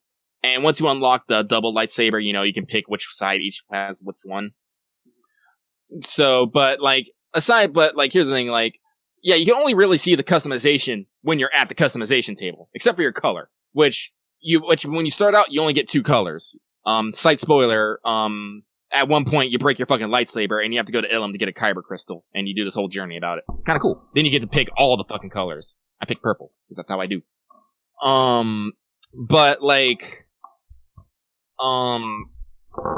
it's great, because, like, I was talking about, like, unlocking, once you unlock, I think, push and pull, you can go back to fucking, Bogano, which will be important when you'll understand when you get there. You do a bit explorer, and you find, Eno Cordova's lightsaber, which is the guy that you are following his journey for the holocron, and that's what gives you the double lightsaber. Later, Siri gives you her lightsaber because you fucking broke yours and you need parts, and things happen, and that gets mixed into your lightsaber for another form. But I don't want to necessarily ruin that moment because it was cool. So basically, your lightsaber. And your original lightsaber was lost during the shit happening, so your Mestai gave you his lightsaber to keep. So your lightsaber is literally, at the end, a combination of 3 masters' lightsabers, and that's what you use. I'm like, this is symbolic in a way. So the game has like, a lot of symbolism and a lot of Star Wars beats, and the gameplay, like, I'm not gonna lie. Okay, so Lucky started playing on Jedi Master, which is technically hard. It has 4 levels. It's like Story Mode, Jedi Knight, Jedi Master, Grandmaster. I started on Jedi Master because I'm like, I play Soulsborne games. I can beat this. I'll beat Code Vein. I'm fine. Oh shit, I'm not anime in this. I am not anime in this. Like, you die in like 2 fucking hits from anything. I'm like, no! So I knocked it down, and it was much more survivable. Yeah, like honestly, that's the thing. That's why I want to make sure that Omega actually knows to go back to Bogano. Like at some point they mentioned like, hey, you got some powers. You maybe should go back to old places like Bogano and see what else you can unlock when you can go get the double lightsaber. Yeah, I think I've heard that. Like the game is not necessarily. There's a lot of extra shit you can find, even if it's just cosmetic. But the game does not necessarily let you know. Oh, hey, there's a lot of stuff you can go find. So like, yeah. That's okay. It's getting late and the episode's getting long, so probably not tonight, but tomorrow and over the following week, I'll probably get into it. I wonder what happened first. Why I plant Home on Order? Will Omega actually start the game? I don't know, because I got some post-game stuff and Pokemons to get out of the way. Then I'll probably take a little bit of, not a full break, because I know it's not, the DLC's not coming out for a while, but not, like, I will put it down for a while and then rotate into casually raising some Pokemons and stuff that I can only just now catch. I need it to be normal weather in the wild area so I can catch a fucking Ditto, because I have some shit to breed. Here we go. Because the game is very diverse. I caught a fucking Vaporeon. You can catch evolutions in the wild on the right days. Oh, nice. But I'm like, but I want the whole set, so I'm gonna need to take this male Vaporeon and combine it with a Ditto, and I'm gonna need a lot of little baby Eevees. And I'm gonna have to do a lot of work, I think, because I don't remember the exact combo for, like, the fairy one. It's a specific thing you gotta do. Is it with an item? They made it easy. You don't need to do the cold stone or the mossy stone. You literally just feed Eevee a leaf stone and it turns into the leaf one. Leafeon? There's a lot of fun stuff and a lot of fun Pokemon, but I'll save that for like a comprehensive overall review. Yeah, we can do that next time. As I said, I want to let everybody know I did name my Yamper 1, and he was part of my championship team. Camper would be so proud. But expect actually once Omega beats Fallen Order, we'll have more to say. Oh, we'll do a full thing, because I'm sure, especially after talking about this, that I will be like, I'm already kind of like, I do kind of want to run some Star Wars. After Fallen Order, I'll probably be like, so Lucky, do you want to drop everything and play Star Wars? Honestly, I'm gonna tell you my fucking, like, do you want to know what I'm gonna get you for your Christmas/birthday? I can tell you right fucking now, because I have decided. What? I'm gonna get you as many volumes, light novels of Saga Tanya the Evil. And just like read these. You're gonna try and get me to go back to mages. Yeah. Like, as I said, like, I'm okay with taking a break from mages. I really am. I just want to make sure that you don't forget it. Something will happen. Tanya will happen in the movie or whatever. Or someone's just gonna send you a bunch of the fucking light novels and you're gonna read them and be like, fuck, I don't know where to put these. I guess I better put them next to my bed. And maybe I'll read them. Yeah, as I said. I have been reading a lot, actually. I did that a lot. Expect to me, like, I don't know, probably sometime next month, you're just gonna get an Amazon package. It's gonna be gift wrapped, and the note's gonna be just say, bitch! You'll know what it is. Gee, I wonder who could have sent this. No, hey, guess what Omega's been doing while he's been sick? I have been reading a lot. I have been watching a lot of old episodes of NCIS, because that's very easy to binge on Netflix. And I've been playing Pokemon. That's been my sickness treatment. I captured a Space Draco Lich, and I punched the champion in the dick with it. I said that we should wrap up because we're over like 10 minutes after, but there's going to be a lot of silence because there was some ghosting. But I just want to say that, like, this is a revelation I suddenly has as a full-blown adult, since it's been a long time since I played Pokemon. I was like, man, Pokemon's really fucked up. Like, not in like, ooh, your friends must fight, but like, I caught a space dragon thing that was going to destroy the entire continent, and then 5 minutes later, I was in my fucking championship match, and now I'm the champion of the region. Which was a nationally televised event. By the way, I love how they handle gyms and Sword and Shield. I think it's the way they really should have done it all the time, because, like, the gym leader match is, like, an exhibition, but there's still the challenge beforehand. Mm-hmm. So it's, like, it's really interesting take. There's a lot of interesting stuff in Sword and Shield. Like, I hear more people talking about it, and there's a lot of, like, environmentalism questions in it. Like, I love new forms. I would say Berserker is my boy, but I think my Berserker is female, funnily enough. But, yeah, Lucky, did you know that Galarian Corsola is a ghost-type Pokemon? Oh. It's a fucking dead Corsola, and it evolves into Corsola. Oh. Yeah, it's Galarian forms are a trip. Because it's like, it's not like, ooh, happy, they're happy, fun, tropical Pokemon. They're like, dude, this is fucking weird. Like, Galarian Ponyta and Rapidash is that. They're just My Little Pony characters, but like, other stuff is like, this is weird. Well, as I said, cool. Pokemon has been taking more and more actual kind of stances and themes and whatnots over its iterations. Yeah, and I really love the idea of like different of like regional forms. Mhm. Like I that's really rad to be like, hey, let's take a Pokemon design that you're familiar with, but let's like change up its types, change up its moves a little, change up its look a little. Because you can catch Corviknight. Oh yeah, no, Corviknight's one of my mainstays. They're so good. Like, see, like, honestly, like, I kind of want, like, I'm kind of avoided, but I honestly would probably play Pokemon just because I want a fucking Corviknight. I mean, I would say just wait to see if they do, like, a DLC bundle and it's, like, really cheap, maybe over the summer or something. Yeah, the fossils are crazy. There's 4 fossils in this version, Lucky. And it's a mix and match system. It's a Punnett Square system because the lady making them has no idea what the fuck she's doing. So you can randomly combo 2 fossils together to make a Pokemon that is like, why am I alive? And I'm like, what has science done? Yeah, exactly. What has science done? It's really weird. There's a lot of these fun aspects, but I just love new forms because they're like, well, actually, summer might be a good time because I don't know what the fuck's coming out, and maybe by that time, the spring, like, I'm gonna fucking kill you. Galarian Meowth, that's Steel type, and he's fluffy. That's cool. And then it's like Berserker. He grows a little dwarf mining hat, and I'm like, oh my god, you're the coolest. It's like, what if Meowth was a dwarf? And it's baller. One criticism I will just level out really quick is I'm a little annoyed that Gigantamax forms are not all Pokemon that have Gigantamax forms. You have to like get the X factor because it's clearly like I need you to breed a million things, but I'm like, I really don't want to though. But yeah, I'll talk about it in full next week. So we'll wrap up the show here. Expect by next week I will undoubtedly, because there's not much for me left to do in Pokemon, but like grind stuff out. Which I'm not averse to because I have a lot of fun with my Pokemons, but it's also not essential. So expect I will at least be a week into Fallen Order if that's not enough to beat it. It should be. I'll come back to talking about Sword. So I may be lucky we'll have more anime to talk about. Yeah. We'll just wrap up here. If you like this episode and you're watching it on YouTube, be sure to give it a like. If you have any comments about any of the many things we have talked about, leave them in your comment section down below. What are your picks for the Anime Awards? Let us know.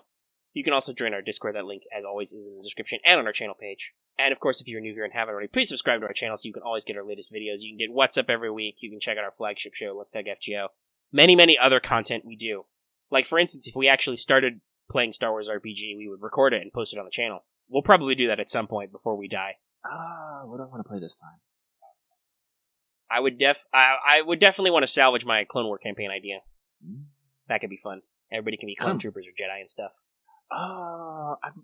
Maybe I'll rehash my Mandalorian Warrior. Or we could play the Mercs game. That's cool. I could play a Mandalorian-themed game, too, because that's also a great setting. It's freaky how much that's actually like that campaign that never went anywhere. Which is why I say you should watch it, just because you're going to be like, wow, this is kind of interesting. But anyway, also, if you haven't subscribed already, or if you have already subscribed, I should say, be sure to hit that bell for notifications so you always know when we post a new video, or when Lucky streams. He does that. Sometimes.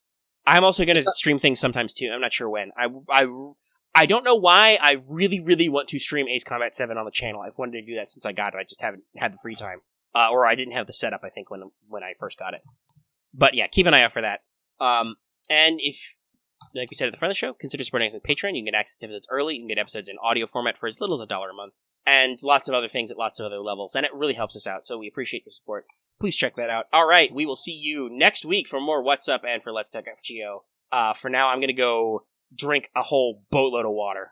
And I'm going to go check my FGO.